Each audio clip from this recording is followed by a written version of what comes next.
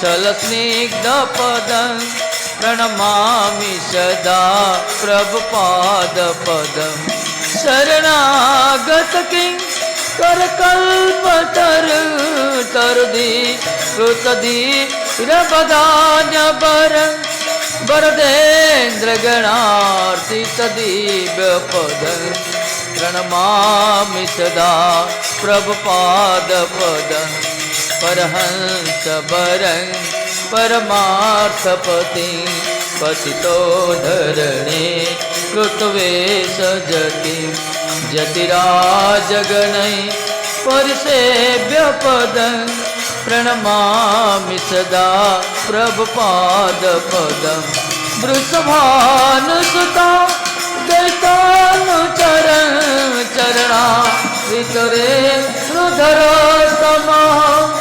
माद्भुत पावन शक्ति पदम।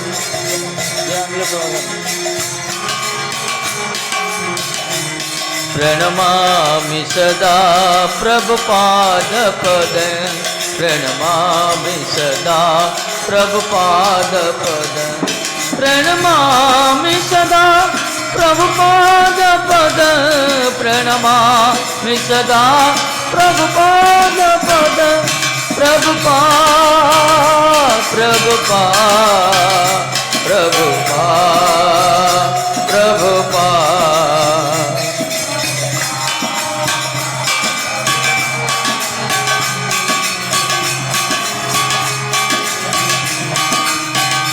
प्रभुपाद प्रभुपाद प्रभुपाद प्रभुपाद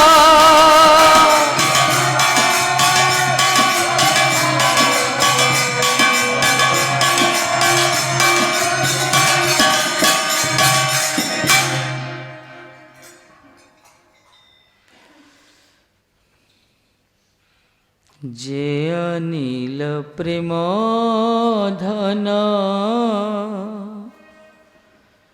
करुणा प्रचुर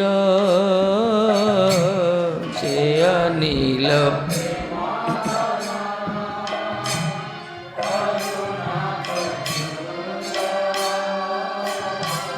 जे अनिल प्रेमधन करुणा प्रचुर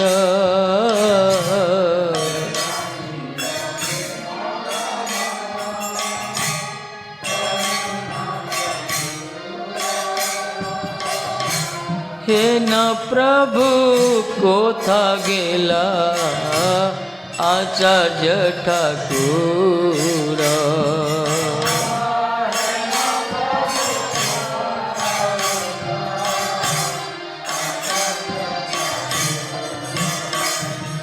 हे न प्रभु कोथा गेला सरस्वती ठाकुर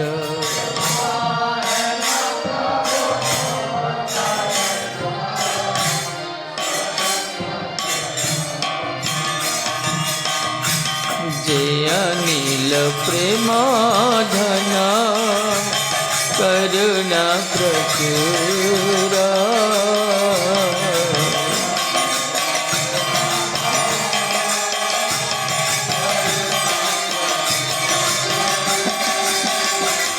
हे न प्रभु कोथा गेला आचार्य ठाकुर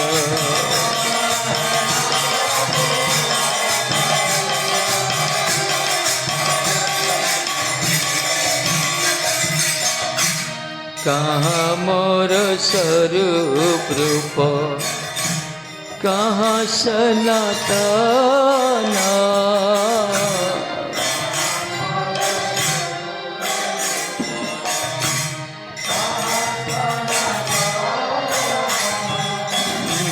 कहाँ मोर स्वरूप रूप कहाँ सनातन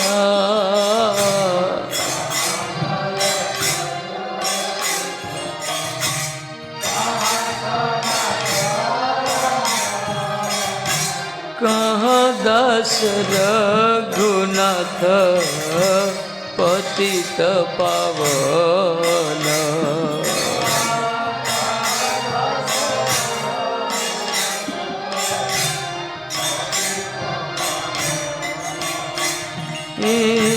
कहाँ जीव रघुनाथ पतित पावन।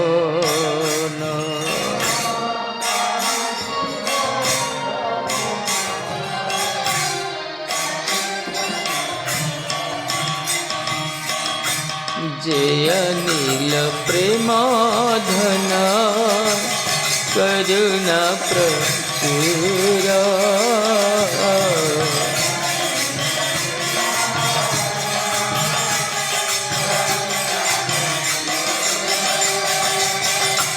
हेन प्रभु कोथा गेला आचार्य ठाकुर।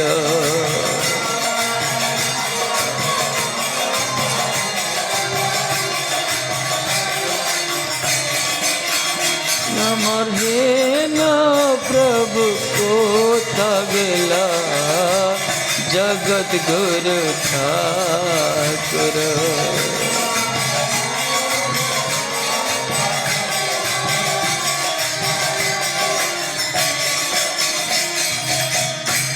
कहाँ मोर भट्ट जुग कहाँ कबीराज।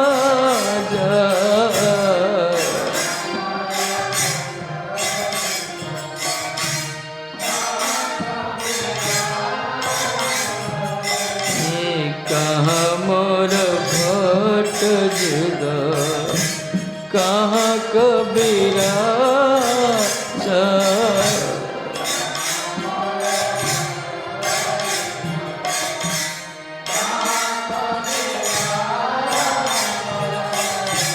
एक काले कोथा गेला गोरा नटराज।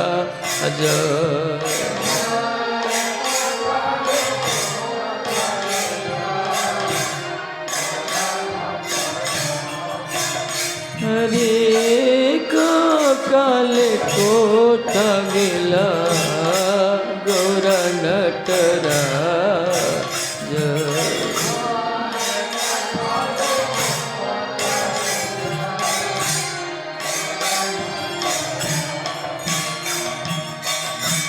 जय नील प्रेम धन करुणा प्रचुर।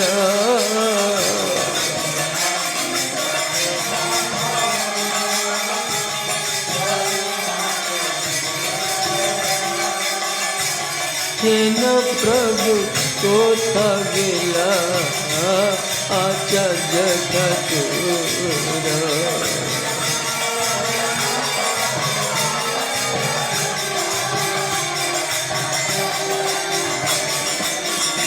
अमर हेन प्रभु कोथा गेला सरस्वती ठाकुर।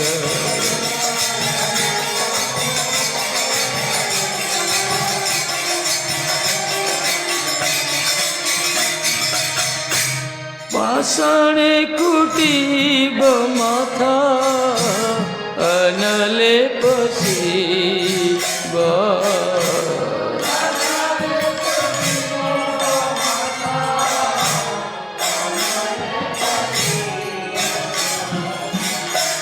पाषाणे कुटीब माथा अनले पसीब।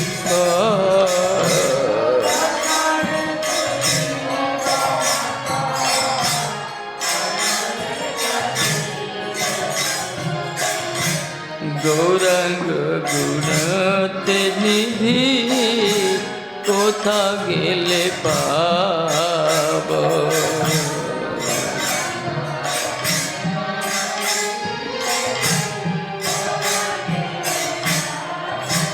हमार गौरंग गुणेर निधि कोथा गेले पाब।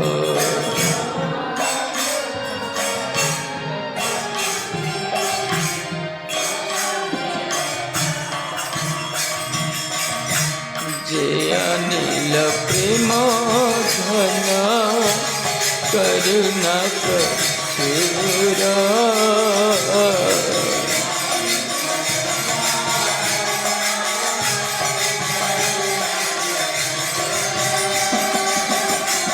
हेन प्रभु कोथा गेला आचार्य ठाकुर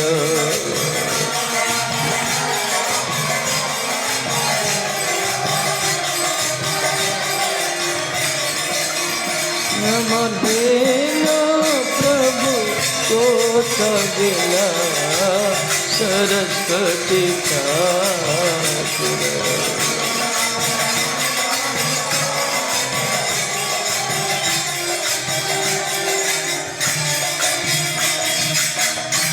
से सब संगीर संगे जे कैल विलास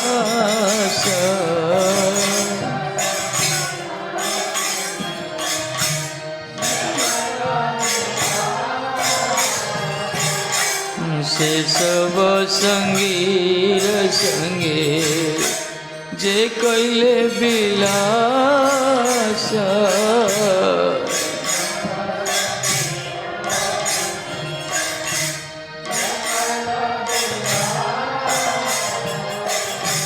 से संग न पाइया कांदे नरोत्तम दास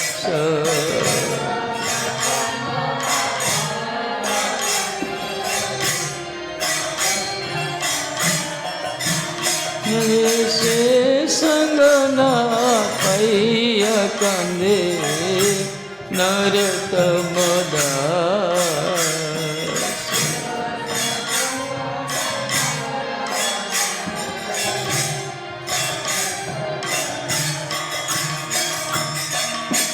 जय अनिल प्रेम धन करुणा प्रचुर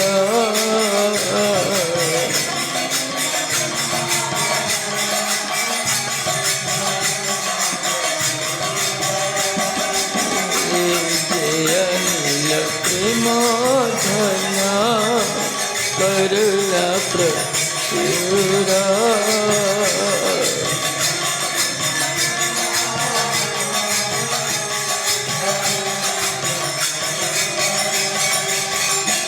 हेन प्रभु कोथा गेला आचार्य ठाकुर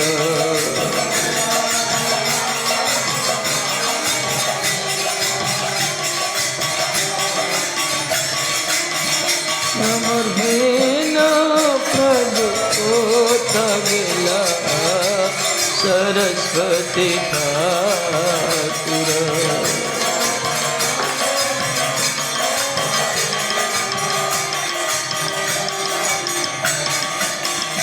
जय वैष्णव ठाकुर जय वैष्णव ठाकुर पतित पावन वैष्णव ठाकुर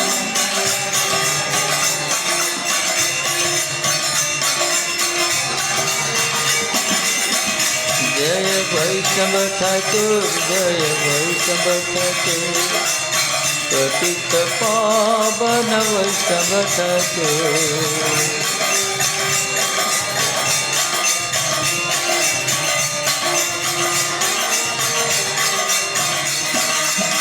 जय प्रभुपाद शिल प्रभुपाद जय प्रभुपाद शिल प्रभुपाद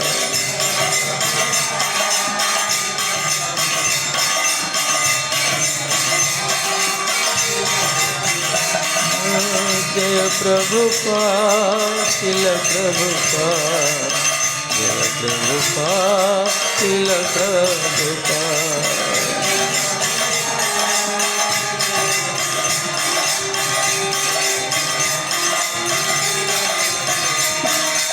प्रभुपाद प्रभुपाद प्रभुपाद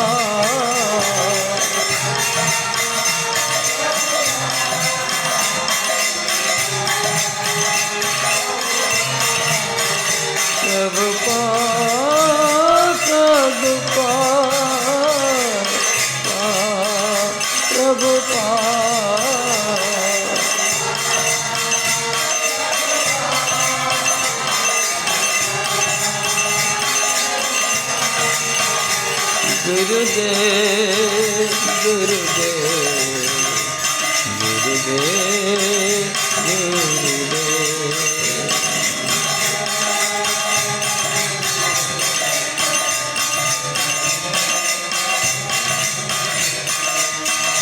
जय जय गुरुदेव गुरुदेव गुरुदेव गुरुदेव।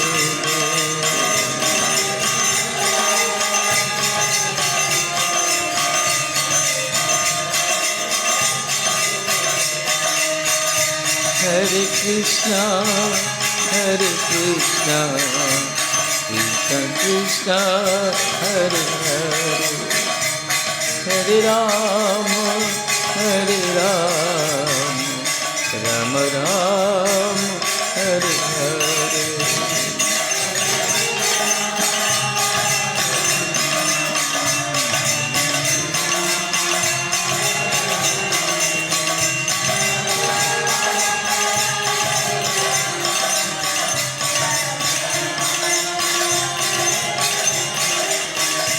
Hare Krishna, Hare Krishna, Krishna Krishna, Hare Hare, Hare Rama, Hare Rama, Rama Rama, Hare Hare।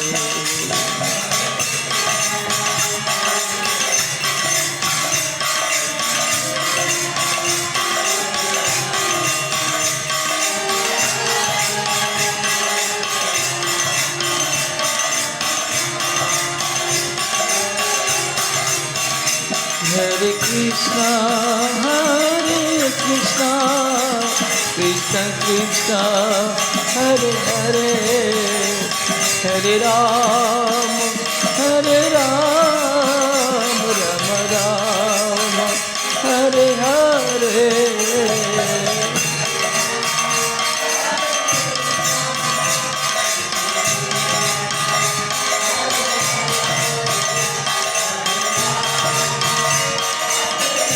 ଟିକେ ଘୁରି ଦଉନ ତମ ମୁଣ୍ଡରେ ଦବାକୁ ପଡ଼ିବ ଦେଖ। ନିତାଇ ଗୌର ହରି ବୋଲ ହରି ବୋଲ ହରି ବୋଲ ହରି ବୋଲ।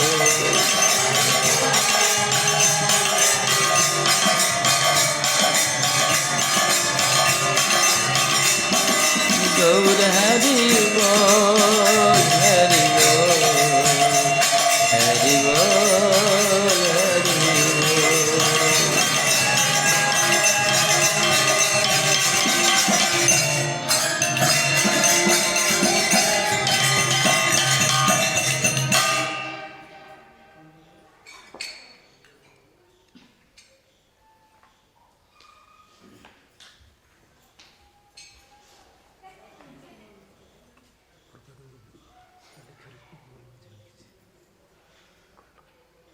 हाँ लगल हम गुड़ थाली अलग करते से भोगटा मिशी दे दो ठाकुर भोग थालीटा।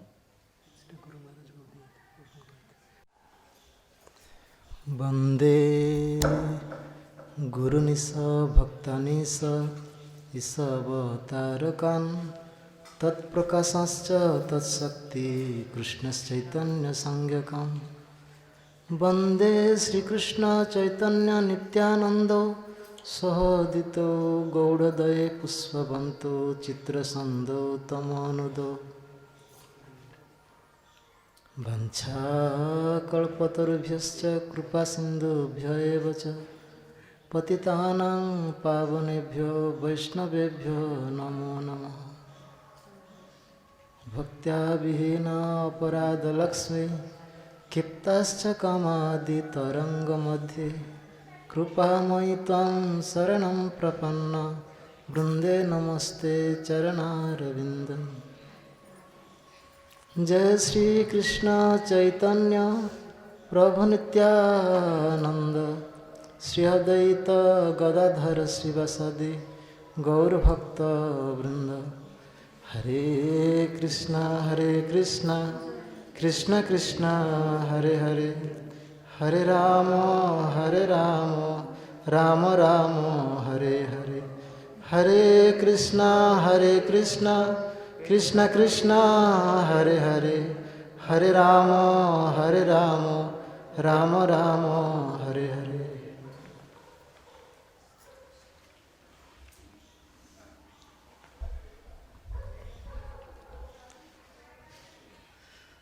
सर्वादो अस्मदीय गुरुपाद पद्म आचार्य वर्ज ओम विष्णुपाद अष्टोत्तर शत श्री श्रीमद भक्ति विचार विष्णु गोस्वामी महाराज चरण कमल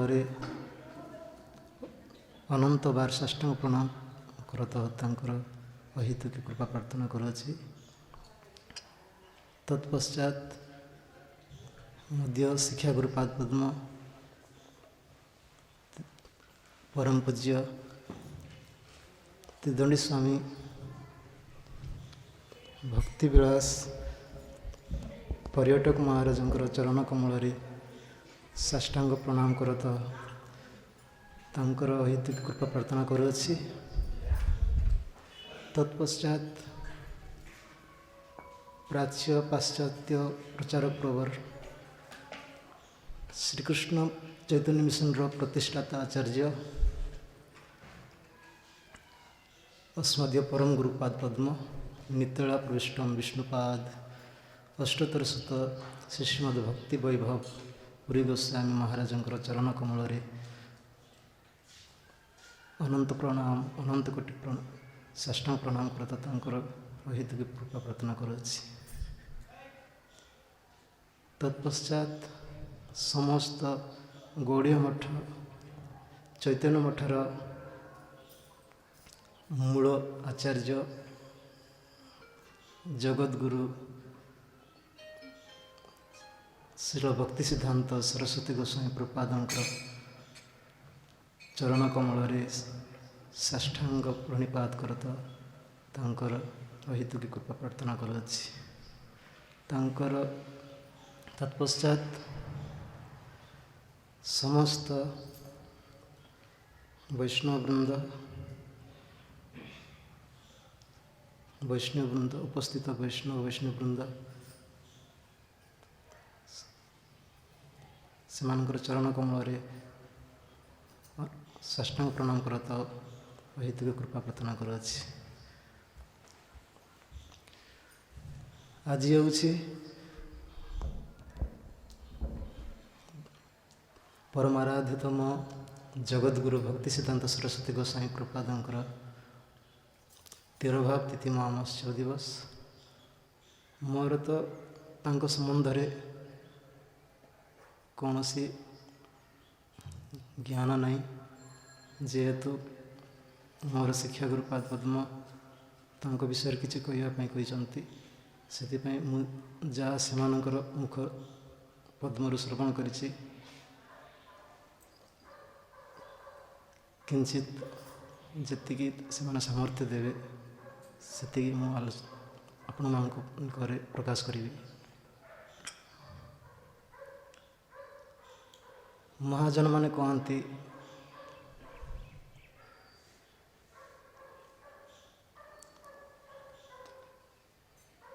वैष्णव मानकर चरित्र को श्रवण कले जीव मानकर मंगल हो। वैष्णवेर गुणगाने करिले जीवर त्राण सुनी अच्छी साधुगुरु मुखे। से आमे माने जदि से परम वैष्णव भगवानंकर उत्तम भक्त श्रेष्ठ से जदि गुणगान करिवा से संबंध में जदि किसी कीर्तन करिवा हेले आम मानकर मंगल ही हो। भगवान निजे कहते बराह पुराण रे मत कीर्तनात् सतगुणम मद भक्त सती कीर्तनम माने भगवान तांकर भक्त मानकर जदि कीर्तन करिवा से निजे मुखपद्म कहते मोर भक्त मान मो ठारू मोर कीर्तन करने ठारू मोर भक्त मानकर कीर्तन होची मो ठारू 100 गुण अधिक। सेमती माने केवल भक्त मानकर महिमा को से बढ़ई से कहते मो कीर्तन करने ठारू मोर भक्त मानकर कीर्तन करने मो ठारू 100 गुण अधिक। मोर सेवा करने ठारू मोर भक्त मानकर सेवा करने 100 गुण अधिक। एमती बहुत निजे भगवान ଶ୍ରୀମଦ୍ ଭାଗବତମରେ ମଧ୍ୟ କହିଛନ୍ତି ମଦ୍ ଭକ୍ତ ପୂଜ ବି ଅଧିକା সর্বভূতেষু মন্মত। আমার ভক্তের ପୂଜା আমା হইতে ବଡ଼, ସେଇ ପ୍ରଭୁ ବେଦେ ଭାଗବତେ କହିଲା। ସେଥିପାଇଁ ସେ ଏଇ ପବିତ୍ରକୁ ଏଇ ତିଥିକୁ ପବିତ୍ର କରି এই ତିଥିରେ ଅବତୀର୍ଣ୍ଣ ହୋଇକି ଏଇ ତିଥିକୁ ସେ ପବିତ୍ର କରିଛନ୍ତି ଜଗଦ୍ଗୁରୁ ଶ୍ରୀଲ ଭକ୍ତି ସିଦ୍ଧାନ୍ତ ସରସ୍ୱତୀ ଠାକୁର। କୁହାଯାଇଛି ଈଶ୍ୱରର ଆବିର୍ଭାବ ଯେହେନ ପବିତ୍ର, ସେଇ ମତ ବୈଷ୍ଣବର ତିଥିର ଚରିତ୍ର। ଭଗବାନଙ୍କର ଯେମିତି ଆବିର୍ଭାବ ପବିତ୍ର ବୋଲି ଆମେ ପାଳନ କରୁଛେ ଆଉ ପବିତ୍ର ଜଗନ୍ ମଙ୍ଗଳକର, ଠିକ୍ ସେଇଭଳିଆ ତାଙ୍କର ଭକ୍ତମାନଙ୍କର ମଧ୍ୟ ଆବିର୍ଭାବ ତିର୍ଭାବ ତିଥି ଝିଅମାନଙ୍କ ପକ୍ଷରେ ମଙ୍ଗଳଜନକ। ସେଥିପାଇଁ ସେମାନେ ତ ସାଧାରଣ ପୁରୁଷ ନୁହନ୍ତି, ଆମ ଭଳିଆ ପଞ୍ଚଭୌତିକ ଶରୀରଧାରୀ ନୁହନ୍ତି। ଭଗବାନଙ୍କ ଶରୀର ଯେମିତି ସଚ୍ଚିଦାନନ୍ଦମୟ, ସେଇଭଳିଆ ତାଙ୍କର ଭକ୍ତମାନଙ୍କର ଶରୀର ମଧ୍ୟ ସଚ୍ଚିଦାନନ୍ଦମୟ। ସେ ଯଦିଓ ସେ ଏଇ ପ୍ରାକୃତ ଜଗତରେ, ଭୌତିକ ଜଗତରେ ଜନ୍ମ ହେବାର ଲୀଳା କରିଛନ୍ତି, କିନ୍ତୁ ସେ ଭଗବାନଙ୍କ ଭଳିଆ ସେ ମଧ୍ୟ ବୈଷ୍ଣବମାନେ ମଧ୍ୟ ଅଜନ୍ମ ବୋଲି କୁହାଯାଇଛି। ସେମାନେ ଅଛନ୍ତି ପୂର୍ବରୁ। କାହିଁକିନା ଆମର ଭକ୍ତି ବେଦାନ୍ତ ନାରାୟଣ ଗୋସ୍ୱାମୀ ମହାରାଜଙ୍କୁ ତାଙ୍କର ଗୁରୁ ଭାଇ ଭକ୍ତି ବେଦାନ୍ତ ତ୍ରିବିକ୍ରମ ମହାରାଜ ଥରେ ପଚାରିଥିଲେ। ସେ କହିଥିଲେ, ମହାରାଜ, ଯେଉଁ ବ୍ରହ୍ମ ସଂହିତାରେ ଗୋଟେ ଶ୍ଲୋକ ଅଛି, ଅଙ୍ଗାନି ଯସ୍ୟ ସକଳେନ୍ଦ୍ରିୟ ବୃତ୍ତି ମନ୍ତି ପଶ୍ୟନ୍ତି ପାନ୍ତି କଳୟନ୍ତି ଚିରଞ୍ଜଗନ୍ତି ଆନନ୍ଦ ଚିନ୍ମୟ ସଦୁଜଳ ବିଗ୍ରହସ୍ୟ ଗୋବିନ୍ଦମ ଆଦି ପୁରୁଷୋତ୍ତମଂ ଭଜାମି। ଯେଉଁ ଶ୍ଲୋକଟା କେବଳ ଭଗବାନ କୃଷ୍ଣଙ୍କ ପାଖରେ ପ୍ରଯୁଜ୍ୟ ନା ତାଙ୍କର ଭକ୍ତମାନଙ୍କ ଓ ତାଙ୍କର ଅବତାରମାନଙ୍କ ମଧ୍ୟରେ ପ୍ରଯୁଜ୍ୟ?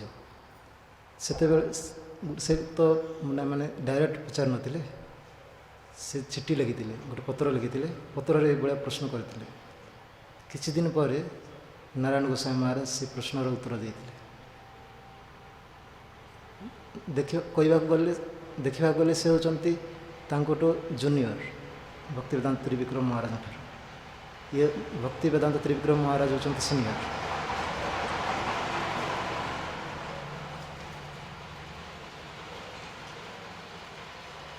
ସେଥିପାଇଁ ସିଏ ତାଙ୍କର ଦୈନ୍ୟତାବଶତଃ ସେ କହିଲେ, ସେ ପତ୍ରର ପୂର୍ବରୁ ଲେଖିଲେ, କହିଲେ ଆପଣ ମୋର ଶିକ୍ଷାଗୁରୁ ସଦୃଶ, ଆପଣ ଏଇଭଳିଆ ପ୍ରଶ୍ନ କରିଛନ୍ତି, ତା'ର ଅର୍ଥ ହେଉଛି ମାନେ ଜୀବଜଗତକୁ ଶିକ୍ଷା ଦେବା ପାଇଁ।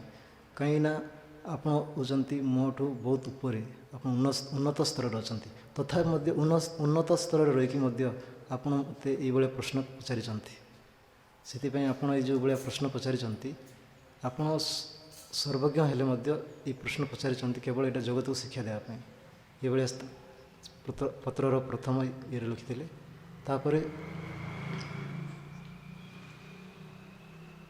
ଠିକ୍ ଅଛି, ଆପଣ ତ ମୋ ମାଧ୍ୟମରେ ଏଇ ଜଗତକୁ ଶିକ୍ଷା ଦେବା ପାଇଁ ଚାହୁଁଛନ୍ତି, ସେଥିପାଇଁ ଆପଣ ଯେଉଁ ପ୍ରଶ୍ନ ପଚାରିଛନ୍ତି ସେ ପ୍ରଶ୍ନର ଉତ୍ତରଟା ମୁଁ ଦେଉଛି ବୋଲି ଭକ୍ତି ବେଦାନ୍ତ ନାରାୟଣ ଗୋସ୍ୱାମୀ ମହାରାଜ ସେ ପତ୍ରରେ ଲେଖିଥିଲେ। ସେ କହିଥିଲେ, ଯେମିତି ଭଗବାନ ଗୋଲକରୁ କିମ୍ବା ବୈକୁଣ୍ଠରୁ ଏଇ ଜଗତକୁ ଆସନ୍ତି, ଅବତୀର୍ଣ୍ଣ ହୁଅନ୍ତି, ଠିକ୍ ସେଇଭଳିଆ ଭଗବାନଙ୍କର ଭକ୍ତମାନେ ମଧ୍ୟ ସେଇ ଗୋଲକ କିମ୍ବା ବୈକୁଣ୍ଠରୁ ଏଇ ଜଗତକୁ ଆସନ୍ତି ଭଗବାନଙ୍କର ମାନେ ବଦ୍ଧଜୀବମାନଙ୍କୁ ଉଦ୍ଧାର କରିବା ଉଦ୍ଦେଶ୍ୟରେ। ସେଥିପାଇଁ ଆମ ଭଳିଆ ବୈଷ୍ଣବମାନଙ୍କର ଶରୀର ପ୍ରାକୃତ ନୁହେଁ, ସେମାନଙ୍କର ଶରୀର ଅପ୍ରାକୃତ। ସେମାନଙ୍କର ଆମ ଭଳିଆ ଦେହ ଦେଇ ଭେଦ ନାହିଁ। ଯେମିତି ଭଗବାନଙ୍କର ଦେହ ଦେଇ ଭେଦ ନାହିଁ, ଠିକ୍ ସେଇଭଳିଆ ତାଙ୍କର ମଧ୍ୟ ଦେହ ଦେଇ ଭେଦ ନାହିଁ। କିନ୍ତୁ ଆମମାନଙ୍କର ଦେହ ଆଉ ଦେଇ ଭେଦ ଅଛି। ଜଣେ ଭିତରେ ଦେଇ ଅଛନ୍ତି, ବାହାରେ ଦେହ ଅଛି। ଯେମିତି ଆମର ଗୀତାରେ କୁହାଗଲା, ବାସାଂସି ଜୀର୍ଣ୍ଣାନି ଯଥା ବିହାୟ ନବାନି ଗୃହ୍ଣାତି ନରଃ ପରାଣୀ ତଥା ଶରୀରାଣୀ ବିହାୟ ଜୀର୍ଣ୍ଣାନି ଅନ୍ୟାନ୍ୟ ସଂଜାତି ନବାନି ଦେଇ। ଏଇ ଶ୍ଲୋକଟା ଆମର ଭକ୍ତି ପ୍ରଜ୍ଞାନ କେଶବ ଗୋସ୍ୱାମୀ ମହାରାଜ କହିଛନ୍ତି। ଏଇ ଶ୍ଲୋକଟା କେବଳ ବଦ୍ଧଜୀବମାନଙ୍କ ନିକଟରେ ପ୍ରଯୁଜ୍ୟ, କିନ୍ତୁ ଯେ ଉତ୍ତମ ଭାଗବତ ଭଗବାନଙ୍କର ପାର୍ଷଦ ଯେଉଁମାନେ ଏଇ ବଦ୍ଧ ଜୀବମାନଙ୍କୁ ଉଦ୍ଧାର କରିବା ପାଇଁ ଭୌତିକ ଜଗତକୁ ଆସନ୍ତି ସେମାନଙ୍କ ନିକଟରେ ଏହି ଶ୍ଲୋକ ପ୍ରଯୁଜ୍ୟ ନୁହେଁ। ସେ କହିଲେ କେବଳ ଯେଉଁମାନେ ବଦ୍ଧ ଜୀବ ସେମାନଙ୍କ ନିକଟରେ ହିଁ ପ୍ରଯୁଜ୍ୟ, କାହିଁକିନା ଭକ୍ତମାନଙ୍କର ଦେହ ଦେଇ ଭେଦ ନାହିଁ, ଭଗବାନଙ୍କ ସହିତ ସେମାନେ ଅଭିନ୍ନ ବୋଲି କୁହାଗଲା। ଆଉ ତାଙ୍କର ଭଗବାନଙ୍କର ସହିତ ଅଭିନ୍ନ ଆଉ ଭଗବାନଙ୍କର ଅତି ନିକଟତର ସେବକ ଭଗବାନଙ୍କର ଭକ୍ତମାନେ। ସେଥିପାଇଁ ସେ ମହାରାଜ କହିଥିଲେ, ଦୁଇଟା ଉଦାହରଣ ଦେଇକି ବୁଝେଇଥିଲେ। କୌଣସି ତାଙ୍କର ପ୍ରୋଗ୍ରାମରେ ଏଇଭଳିଆ ଗୋଟେ ଆବିର୍ଭାବ ତିଥି ଥିଲା ପ୍ରଭୁପାଦଙ୍କର, ସେ ଆବିର୍ଭାବ ତିଥିରେ ସେ ଏଇଭଳିଆ ଉଦାହରଣ ଦେଇକି ସେ ବୁଝାଇଥିଲେ। ଭକ୍ତି ପ୍ରଜ୍ଞାନ କେଶବ ଗୋସ୍ୱାମୀ ମହାରାଜ ସେ କହିଲେ,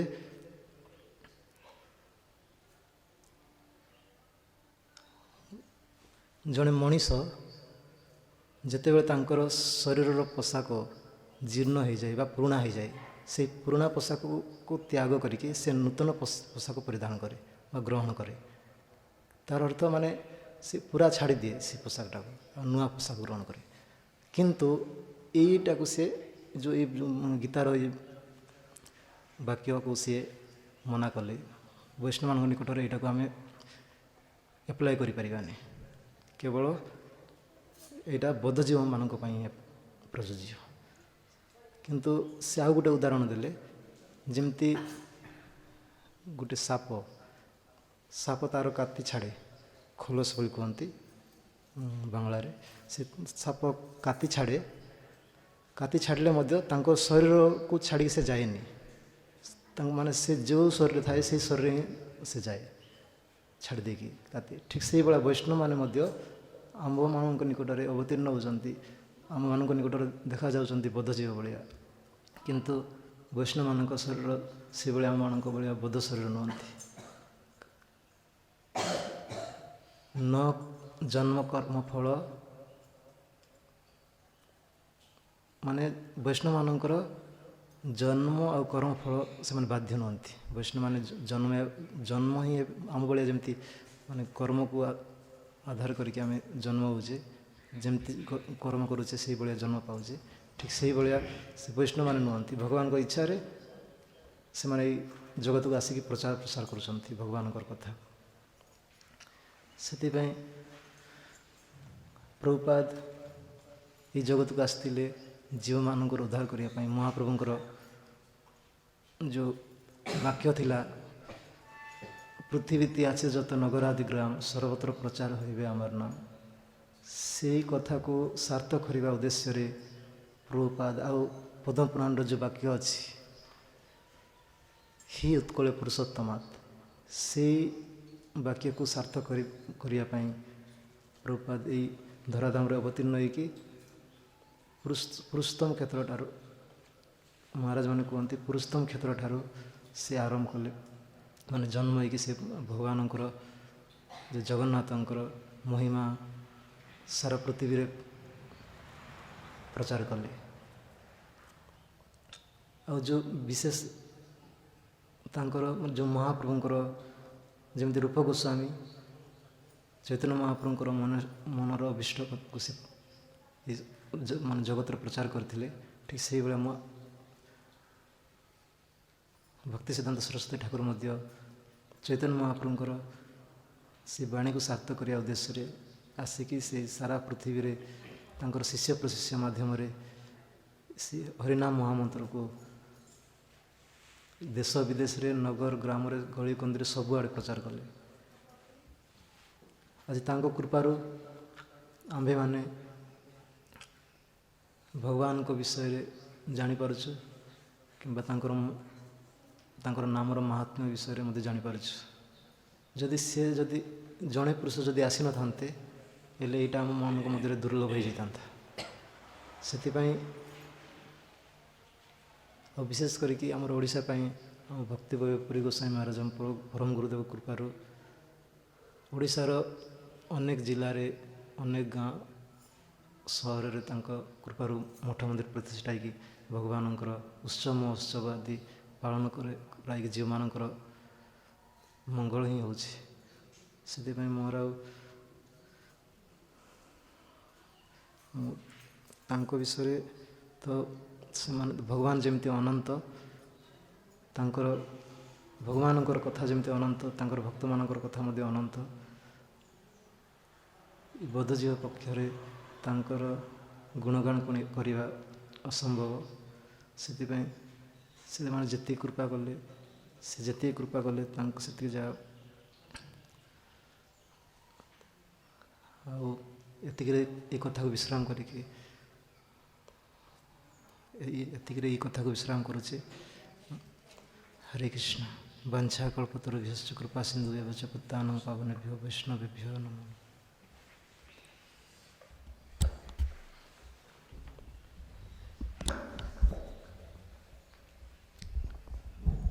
श्री राधे।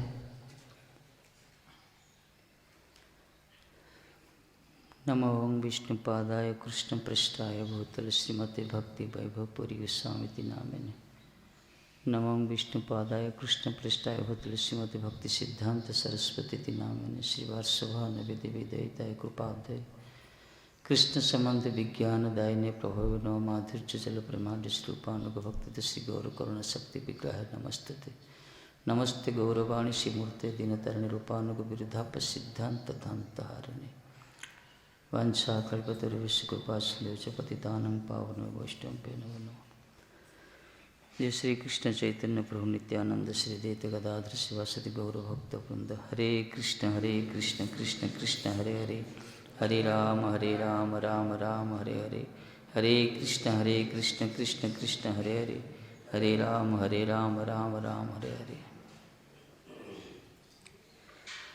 सर्वदो मध्य गुरुपाद पद्म नितल्ला प्रविष्ट परमहंस परे आचार्य वर्ज विष्णुपाद अष्टोत्तर शतशील भक्ति वैभव पुरी विषय महाराजंकर अशोक भूषण को षष्ठांग धन प्रणपात करता हृदय प्रार्थना करी। मध्य शिक्षा गुरु परमाराध्यशील भक्ति विचार विष्णु विषय महाराज चरण को षष्ठांग धन प्रणपात करता हृदय को प्रार्थना करी। जहाँकर पावन तिथि के आज उपस्थित हो आमे से अतिमर्त्य महाभागवत भगवान का अभिन्न प्रकाश जगत वंद्य जगत गुरु श्रील प्रभुपादंकर आज तिरुभाव तिथि महामोत्सव दिवस तांकरी चरण कमल रे प्रणति ज्ञापन पूर्वक तांकरी परिकर पार्षद मानकर चर्वित चर्वण को आस्वादन करी परिवेशन कर जो दुस्साहस केवल पुष्पांजलि वाणी पुष्पांजलि कहुई।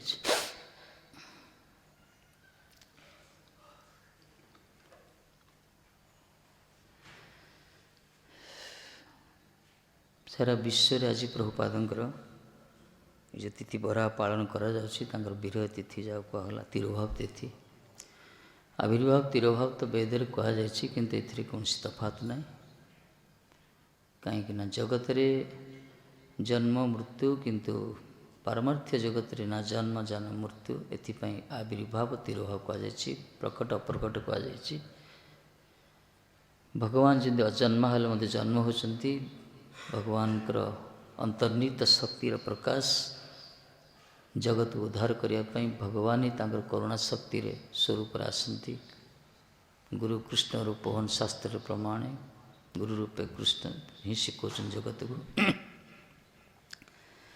तेणु जो जगतगुरु आज प्रभुपादंकर तिथि को आम समावेशित होइछे ये जड़े महापुरुष यदि प्रकट न होता ताहले जगत से कौन होता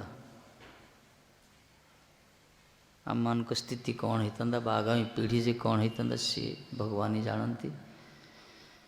यदि भागवत वर्णना कराई पृथ्वीर दुष्ट मानकर दौरात्म्य पृथ्वी माता जो भाराक्रांत हो गले सब देवता मैंने जाते क्षीर सागर को प्रार्थना करते भगवान प्रकट होते से प्रकार सारा समाजर पृथ्वीर जितेबले पाषंडी मानकर पाषंडता दुष्ट मानकर दुर्जन मानकर दौरात्म्य वृद्धि प्राप्त होला से भगवान मध्य चिंतित हेले। विशेषकर भक्तिविनोद ठाकुर आमर गुरुवर्ग पूर्वश्री मानकर जो आंतरिक इच्छा आंतरिक प्रार्थना रे भगवान कर शक्ति प्रकाश से प्रभुपाद प्रकट हेले जगत रे केवल लोक मान को उद्धार करने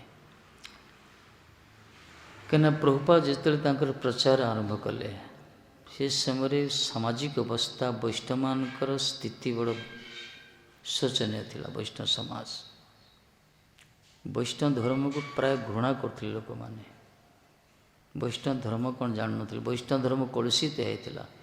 वैष्णव धर्म तो सनातन धर्म, शाश्वत धर्म, भगवत प्रणीत धर्म, ये जीवर धर्म, आत्मार धर्म, भक्ति धर्म, ये किंतु आपको किसी अन्य मतवादी सब थिले। से समय कौन थिला समाज रे विशेषकर मंत्र व्यवसायी, नाम व्यवसायी, भागवत व्यवसायी, अर्थलोलुप, असदाचार वृत्ति, आउल बाउल, कर्ता भजा, नेड़ा नेड़ी, स्मार्त, साई, दरवेश, जाति गोसाई, मायावादी, शाक्त मतवादी, सांख्य मतवादी, विभिन्न प्रकार सब अपसंप्रदाय प्रचार चलता जो थे लोक मैंने वैष्णव एमाने निजक वैष्णव बोली कहते। तेणु मूल वैष्णव धर्मर स्वरूप जो लोक मानकर दृष्टिकोण प्राय अंतरित होता। लोक मैंने भावुले हाँ यह ही वैष्णव होती बोधे इंद्रिय तोषण। किंतु वैष्णव धर्म से केते सुंदर, निर्मल, पवित्र, ये जो परमहंस मानकर धर्म, जन्म जन्मांतर दुख आदर दूरीभूत है, भगवत साक्षात्कार है, भगवान द्वारा ही प्रणीत धर्म। यही धर्म को प्रथम थर पर प्रभुपाद जगत स्थापना कले। तेणु रूपानुग विरोधाप सिद्धांत ध्वंत हरणे। रूपानुग माने धारा हूँ रूप गोस्वामी धारा। श्री चैतन्य मनभीष्ट स्थापित जैन भूतले स्वयं रूपं कदामयं ददाति स्वपदाति। रूप गोस्वामी पाद ही महाप्रभुंकर इच्छा को जगत प्रचार करते, स्थापना करते। तेणु रूप गोस्वामी धारा, रूपानुग धारा जहाँ कहला, विशेषकर गौड़ीय धारा, एथिरे जते सब सिद्धांत जते सब अपसिद्धांत अच्छी, से अपसिद्धांत को कुसिद्धांत को ध्वंस विध्वंस करी वास्तव सिद्धांत को स्थापना करते प्रभुपाद। से प्रकार वाग्मिता थिला, से प्रकार योग्यता थिला, से प्रकार दक्षता थिला, से प्रकार से सत साहसी थिले, अब निष्ठावान व्रती थिले। से प्रकार महाप्रभु परिकर्ता से माने। तेणु जगत रे गोटे बाद प्रचलन करिवा ये समस्त संभव नहीं।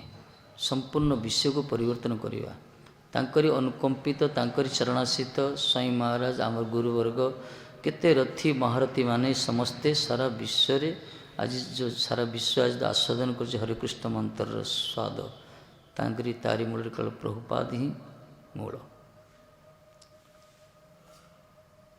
जिन अद्वैताचार्य प्रार्थना महाप्रभु अवतीर्ण होते से प्रकार आमर परम पूज्यपाद भक्तिविनोद ठाकुर प्रार्थना रे तांकरी कलमंडन करथिले, तांकरी घरे पदार्पण होते यही महाभागवत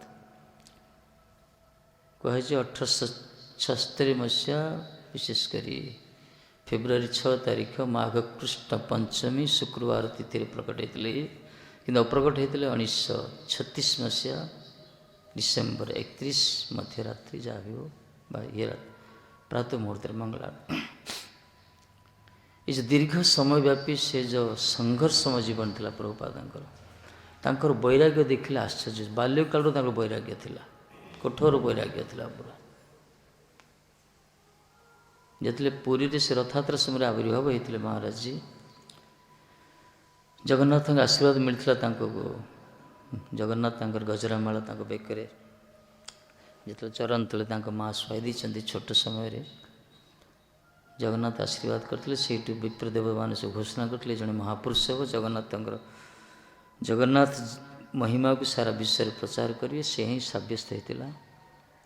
घंटा करताली घंट हुलहुली पूरा प्रतिध्वनि होता कहीं भगवती देवी तांकर जो महिषी माता जी की जगत माता तांकर नवजात संतान को जगन्नाथ सम्मुख नहीं लुटे देते कहीं भक्ति ठाकुर थे से समय जन प्रशासनिक विभाग मुख्य थे तांकर मंदिर एडमिनिस्ट्रेशन से मुख्य दायित्व नहीं ये जो बड़ छता घर थिला जो मठ बर्तमान जोड़ा अच्छी पूर्वर से घर करुले घर सम्मुखें रथ रथ अटकी जाता नंदीघोष लगातार 3 दिन पर्यंत माँ कौन करते आंकु छोटिया छुआटा को लेकिन जगन्नाथ को चरण तले शुआई देते से जगन्नाथ जी आशीर्वाद करते। प्रभुपाद प्रकट होते जमी शरीर सब चिन्ह था उपवीत चिन्ह था ତେଣୁ ସେ ଆଜାନୁ ଲମ୍ବିତ ଶରୀର ତାଙ୍କର, ପଦ୍ମପଳାଶ ନେତ୍ର ତାଙ୍କର, ଉନ୍ନତ ନାସିକା, ପ୍ରଶସ୍ତ ବକ୍ଷ, ଗୌରବର୍ଣ୍ଣ ପୁରା ତାଙ୍କର ଶରୀରର ଯେଉଁ ସୁଗଠନ ନା ସୁଠାମ ଅବର୍ଣ୍ଣନୀୟ କୁହାଯାଇଛି। ମହାଭାଗବତ ଲକ୍ଷଣ ଜନ୍ମରୁ ତାଙ୍କର ପ୍ରକାଶିତ ହେଇଥିଲା। ଆଉ ତାଙ୍କୁ ଯେଉଁମାନେ ପାଠ ପଢ଼ଉଥିଲେ ସେ ସାର୍ମାନେ ମଧ୍ୟ ଆଶ୍ଚର୍ଯ୍ୟ ହେଉଥିଲେ ତାଙ୍କର ସେ ପ୍ରତ୍ୟୁତ୍ପନ୍ନ ବୁଦ୍ଧି ଦର୍ଶନ ଅବଲୋକନ କରି, ଏତେ ମେଧାବୀ ଥିଲେ। ଛୋଟ ସମୟରେ ତାଙ୍କର ବ୍ୟାକରଣ, ବେଦ, ଶାସ୍ତ୍ର, ଉପନିଷଦ, ବିଭିନ୍ନ ପ୍ରକାର କାବ୍ୟଶାସ୍ତ୍ର ଏତେ ପାରଦର୍ଶିତା ଥିଲା। ସଂସ୍କୃତର ଯେତେ ସବୁ ମହାମୋହ ଉପଦାୟ ସବୁ ଥିଲେ ସମସ୍ତେ ତାଙ୍କୁ ସିଦ୍ଧାନ୍ତ ସରସ୍ୱତୀ ଉପାଧି ଦେଇଥିଲେ। ସେଇଠୁ ନାଁ ହେଇଗଲା ତାଙ୍କର ବିମଳା ପ୍ରସାଦ ସିଦ୍ଧାନ୍ତ ପ୍ରସାଦ, ସିଦ୍ଧାନ୍ତ ସରସ୍ୱତୀ। ଜଗନ୍ନାଥଙ୍କର ପ୍ରସାଦ ବିମଳାଙ୍କର ପ୍ରସାଦର ପ୍ରାପ୍ତ ହୋଇ ପ୍ରକଟ ହୋଇଥିଲେ ତ, ତେଣୁକରି ଭକ୍ତିଙ୍କ ନାଁ ରଖିଲେ ବିମଳା ପ୍ରସାଦ।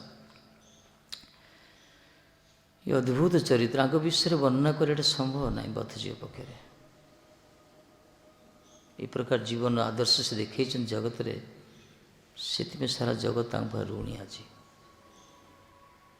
ଯେଉଁ ସମୟରେ ସ୍ୱାଧୀନତା ସଂଗ୍ରାମର ନାରା ଉଠିଥିଲା ଭାରତବର୍ଷରେ, ଯେଉଁ ସମୟରେ ଲୋକମାନେ ଧର୍ମରୁ ଚ୍ୟୁତ ହୋଇଥିଲେ, ସମସ୍ତେ ଖାଲି ଦେଶାତ୍ମବୋଧରେ ସେ ମାତିଥିଲେ, ଆଉ ଯେଉଁ ସମୟରେ ଶାକ୍ତ ସମ୍ପ୍ରଦାୟ ପ୍ରବଳ ଥିଲା, ବିଭିନ୍ନ ପ୍ରକାର ଅପସମ୍ପ୍ରଦାୟମାନଙ୍କ ପ୍ରାଦୁର୍ଭାବ ଥିଲା, ଆଉ ଯେଉଁ ସମୟରେ ଲୋକମାନେ ଦାନ ଦକ୍ଷିଣା କରିବା ପାଇଁ ଇଚ୍ଛା ପ୍ରକାଶ କରୁନଥିଲେ, ଖାଦ୍ୟର ଅଭାବ ବି ଥିଲା, ଆର୍ଥିକ ସଚଳତା ନଥିଲା ଲୋକମାନଙ୍କର ଭାରତବର୍ଷରେ, ସେହି ସମୟରେ 64ଟା ମାତ୍ର କାଶ୍ମୀର କୁମାରିକା ଭିତରେ 64ଟା ଗୌଡ଼ୀୟ ମଠ ସ୍ଥାପନା କରି ଗୋଟେ ଅଦ୍ଭୁତ କୀର୍ତ୍ତି ସ୍ଥାପନା କରିଥିଲେ, ଯେଉଁଟାକି ଅଚିନ୍ତନୀୟ କୁହାଯାଇଛି। ବର୍ତ୍ତମାନ ତ ସୁବିଧା, ବର୍ତ୍ତମାନ ତ ଯୋଉଠି ଗଲେ ଫୋନ୍ କଲେ ପ୍ରସାଦ ରେଡ଼ି ହେଉଛି ତାଙ୍କରି କୃପାରୁ, ମଠ ମନ୍ଦିର ଅଛି, ଭକ୍ତ ତିଆରି ହେଇଗଲେଣି। କିନ୍ତୁ ସେ ସମୟରେ କିଛି ନଥିଲା, ପ୍ରଥମ ଥର ପାଇଁ ସେ ସ୍ଥାପନା କଲେ ଗୌଡ଼ୀୟ ବୈଷ୍ଣବ ଧର୍ମ, ବୈଷ୍ଣବ ଧର୍ମକୁ ସ୍ଥାପନା କଲେ। ମଠ 64ଟା ମଠ କରିଛନ୍ତି, କି ପ୍ରକାର ତାଙ୍କର ଭଜନର ପ୍ରଭାବ ଥିଲା ଦେଖନ୍ତୁ। ଆଉ ସେ ସବୁବେଳେ କ'ଣ କରୁଥିଲେ, ନାମ ପ୍ରତି ନିଷ୍ଠା ଥିଲା ମହାରାଜଙ୍କର। ଭକ୍ତି ଠାକୁର ପୁରୀରୁ ଫେରିଛନ୍ତି, ଗୋଟେ ମାଳା ଦେଇଥିଲେ, ସେଇଟା ସେ ନାମ କରିଥିଲେ, ମହାମନ୍ତ୍ର ଜପ କରୁଥିଲେ।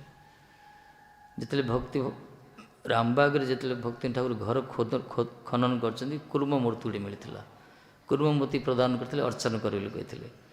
ତେଣୁ ପ୍ରଭୁପାଦ ବାଲ୍ୟ ସମୟରେ ହିଁ ନାମରେ ବଡ଼ ନିଷ୍ଠା ଥିଲା, ଅର୍ଚ୍ଚନା ବି କରୁଥିଲେ ଆଉ ଗ୍ରନ୍ଥ ଅନୁଶୀଳନ କରୁଥିଲେ। ଏ ତିନିଟା ମୁଖ୍ୟ ଥିଲା ତାଙ୍କର। ହରିନାମ ନିଷ୍ଠାର ସହିତ କରୁଥିଲେ, କଥା ନ ହେଇକରି, ଅର୍ଚ୍ଚନା ବଡ଼ ନିଷ୍ଠାର ସହିତ ଅର୍ଚ୍ଚନା କରୁଥିଲେ, ଆଉ ଅନ୍ୟ ସମୟରେ ଅବସର ସମୟରେ ପ୍ରାୟ ସମୟରେ ଗ୍ରନ୍ଥ ଅନୁଶୀଳନ କରୁଥିଲେ। ଯେତେବେଳେ କଲିକତାରେ ମହାରାଜ ଥିଲେ, ସେ ସମୟରେ ପ୍ରତିଦିନ ସନ୍ଧ୍ୟା ସମୟରେ ଗୋଟେ ବାଗାନକୁ ଯାଉଥିଲେ, ପାର୍କକୁ, ଉଦ୍ୟାନକୁ, ସେଇଠି ବସି ସେ ହରିକଥା କହୁଥିଲେ, ଧର୍ମଚର୍ଚ୍ଚା। ଆଶ୍ଚର୍ଯ୍ୟ କଥା, ଯେତେ ସମ୍ଭ୍ରାନ୍ତ ବଂଶୀୟ ଯୁବକମାନେ, ଉଚ୍ଚ ଶିକ୍ଷିତ ଯୁବକମାନେ ସମସ୍ତେ ଏକତ୍ରିତ ଥିଲେ, କାହିଁକିନା ତାଙ୍କର ଯେ ପ୍ରକାର ବାଗ୍ମିତା ଥିଲା, ପ୍ରାୟ ଭାଷା ବି ଲିଙ୍ଗୋଷ୍ଟିକ୍ ଥିଲେ ମହାରାଜ, ସବୁ ଭାଷାରେ ତାଙ୍କର ଜ୍ଞାନ ଥିଲା। ଯଦି ହରିକଥା କୁହନ୍ତି କେଉଁ ଭାଷାରେ, ତାହେଲେ ଜଣେ ଅନୁବାଦକ ରହୁଥିଲେ ଷ୍ଟେଜରେ, ମଞ୍ଚରେ, ତାକୁ ସରଳ କରି ଅନୁବାଦ କରିବା ପାଇଁ, ଇଂଲିଶ ହେଉ, ସାଂସ୍କ୍ରିଟ ହେଉ, ବାଙ୍ଗାଳୀ ହେଉ, ଫାର୍ସି ହେଉ, ଯେଉଁ ଭାଷା ହେଉ ଶୁଣିବା ପାଇଁ। ଏହି ପ୍ରକାର ଚରିତ୍ର ମହାରାଜଙ୍କର। ସନ୍ଧ୍ୟା ସମୟରେ ସେ ହରିକଥା କହୁଥିଲେ, ଧର୍ମଚର୍ଚ୍ଚା ହେଉଥିଲା। ସେ ସଭାର ନାଁ ଦେଇଥିଲା ଅଗଷ୍ଟ ଆସେମ୍ବଲି। ସେଇଠି ବହୁତ ଅନୁପ୍ରାଣିତ ହୋଇଥିଲେ। ଧୀରେ ଧୀରେ ତାଙ୍କର ଯେମିତି ପୁଷ୍ପର ସୁଗନ୍ଧ ସୁରଭିତ ହୋଇଥାଏ, ସେହି ପ୍ରକାର ପ୍ରାୟ ଶୁଦ୍ଧି ବୁଦ୍ଧିମାନ ଲୋକମାନେ ଆକର୍ଷିତ ହେଲେ ପ୍ରଭୁପାଦଙ୍କର କଥା ଶୁଣିବା ପାଇଁ। ଆଉ ବିଶେଷ କରି ଭକ୍ତିନାଥ ଠାକୁର ତାଙ୍କୁ ଟ୍ରେଣ୍ଡ କରାଇଥିଲେ ଛୋଟ ସମୟରୁ। ତାଙ୍କ ମା' ଆଉ ତାଙ୍କ ବାପା ବର୍ଣ୍ଣାଶ୍ରମ ଧନୁଜ। ଭକ୍ତିନାଥ ଠାକୁର ଆଉ ତାଙ୍କ ମା' ଭଗବତୀ ଦେବୀ ଉଭୟ ପରମ ବୈଷ୍ଣବୀ ଥିଲେ। ସପ୍ତମ ଗୋସ୍ୱାମୀ କୁହାଯାଇଛି ଭକ୍ତିନାଥ ଠାକୁରଙ୍କୁ ଆମର। ତାଙ୍କରି ପାଇଁ ମାୟାପୁର ଧାମ, ତାଙ୍କରି ପାଇଁ ଧର୍ମଗ୍ରନ୍ଥ ସବୁ ପ୍ରଚଳନ ହେଇଛି, ସବୁକିଛି ବହୁତ କଷ୍ଟ ସ୍ୱୀକାର କରିଛନ୍ତି ସେ। ତାଙ୍କରି ଆନ୍ତରିକ ଇଚ୍ଛାରେ ହିଁ ପ୍ରଭୁପାଦ ସଦୃଶ ମହାନ ବହୁ ପ୍ରକଟ ହେଲେ। ଛୋଟ ସମୟରୁ ସେ ଅସତ୍ସଙ୍ଗ କରିବା ପାଇଁ ଦେଇନଥିଲେ।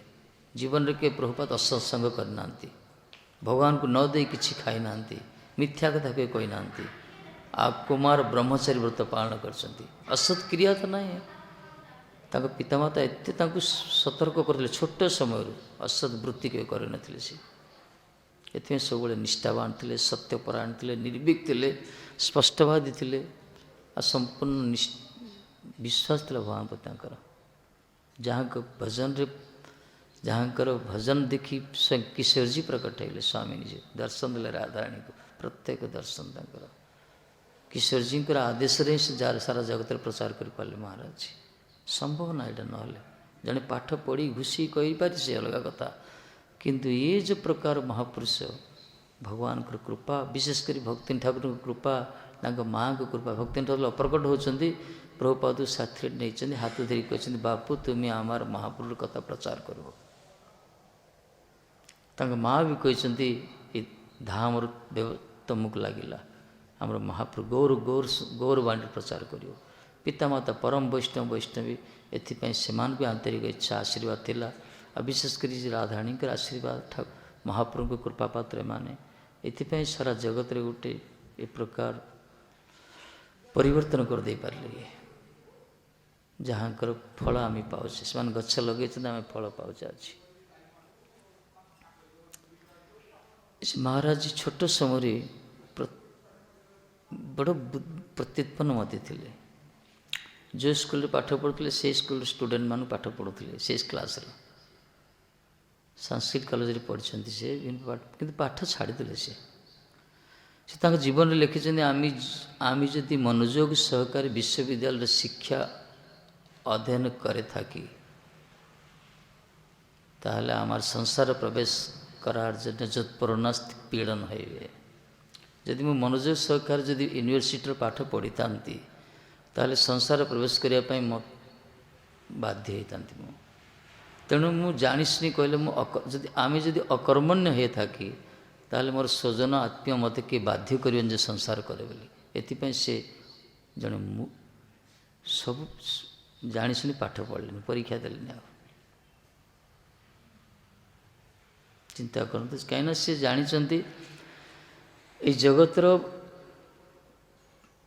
ये जागतिक शिक्षा दीक्षापी से आसी ना से आसछन्ति महाप्रभु शिक्षार महाप्रभुंर बाणीर पियन बोली कहते से जगतर काठमिस्त्री राजमिस्त्री हाँपाई आम आसने बोली कहते आम आसचे महाप्रभु बाणीर प्रचारक ये प्रकार महाभाग से ये जानी शुणी पाठ भी बंद करदे तापर किछ दिन रजा प्रभु राजकुमार को पाठ पढ़ी सेटा भी छाड़ीदे तापर सब खाली भगवान कथा ही चला भक्ति ठाकुर छोट समय चैतन्य शिक्षा मत पाठ पढ़ुते छोट समय शिक्षा देते आ समस्त अलक्ष्य महाराज कौन कहे प्रेम भक्ति चंद्रिका कृष्ण कर्णामृत विभिन्न प्रकार धर्मग्रंथ अध्ययन करते किसी जन आत्मीय किसी जन आसिक कहते तुम्हें एत छोट बयस सब ग्रंथ पढ़िया ठीक नुहे एत अल्प बयस सब ग्रंथ कौन पढ़ुच ये क्या कथा कर्णपात करना सब अध्ययन करते जब से कॉलेज एडमिशन होती कॉलेज प्राच्य पाश्चात्य जिते धर्मग्रंथ था महाराज सब सार देते सब पढ़ी आते बाग्मित था जहाँ थे पढ़ती सबुदिन फिट हो जाए मन भितर स्मृति शक्ति मेधा शक्ति धी शक्ति एत प्रखर महाराज राधाराणी कृपा पात्र से लोक तो दुनिया तो जानते विवेकानंद विषय किंतु प्रभुपाद जी कि प्रकार उच्च कोटीर महानुभव सारा विश्व को जो हरिनाम मंत्र दे पारे कि शक्ति सामर्थ्य नहीं विषय प्रचार नहीं तो लोक जानना धीरे धीरे बर्तमान जानते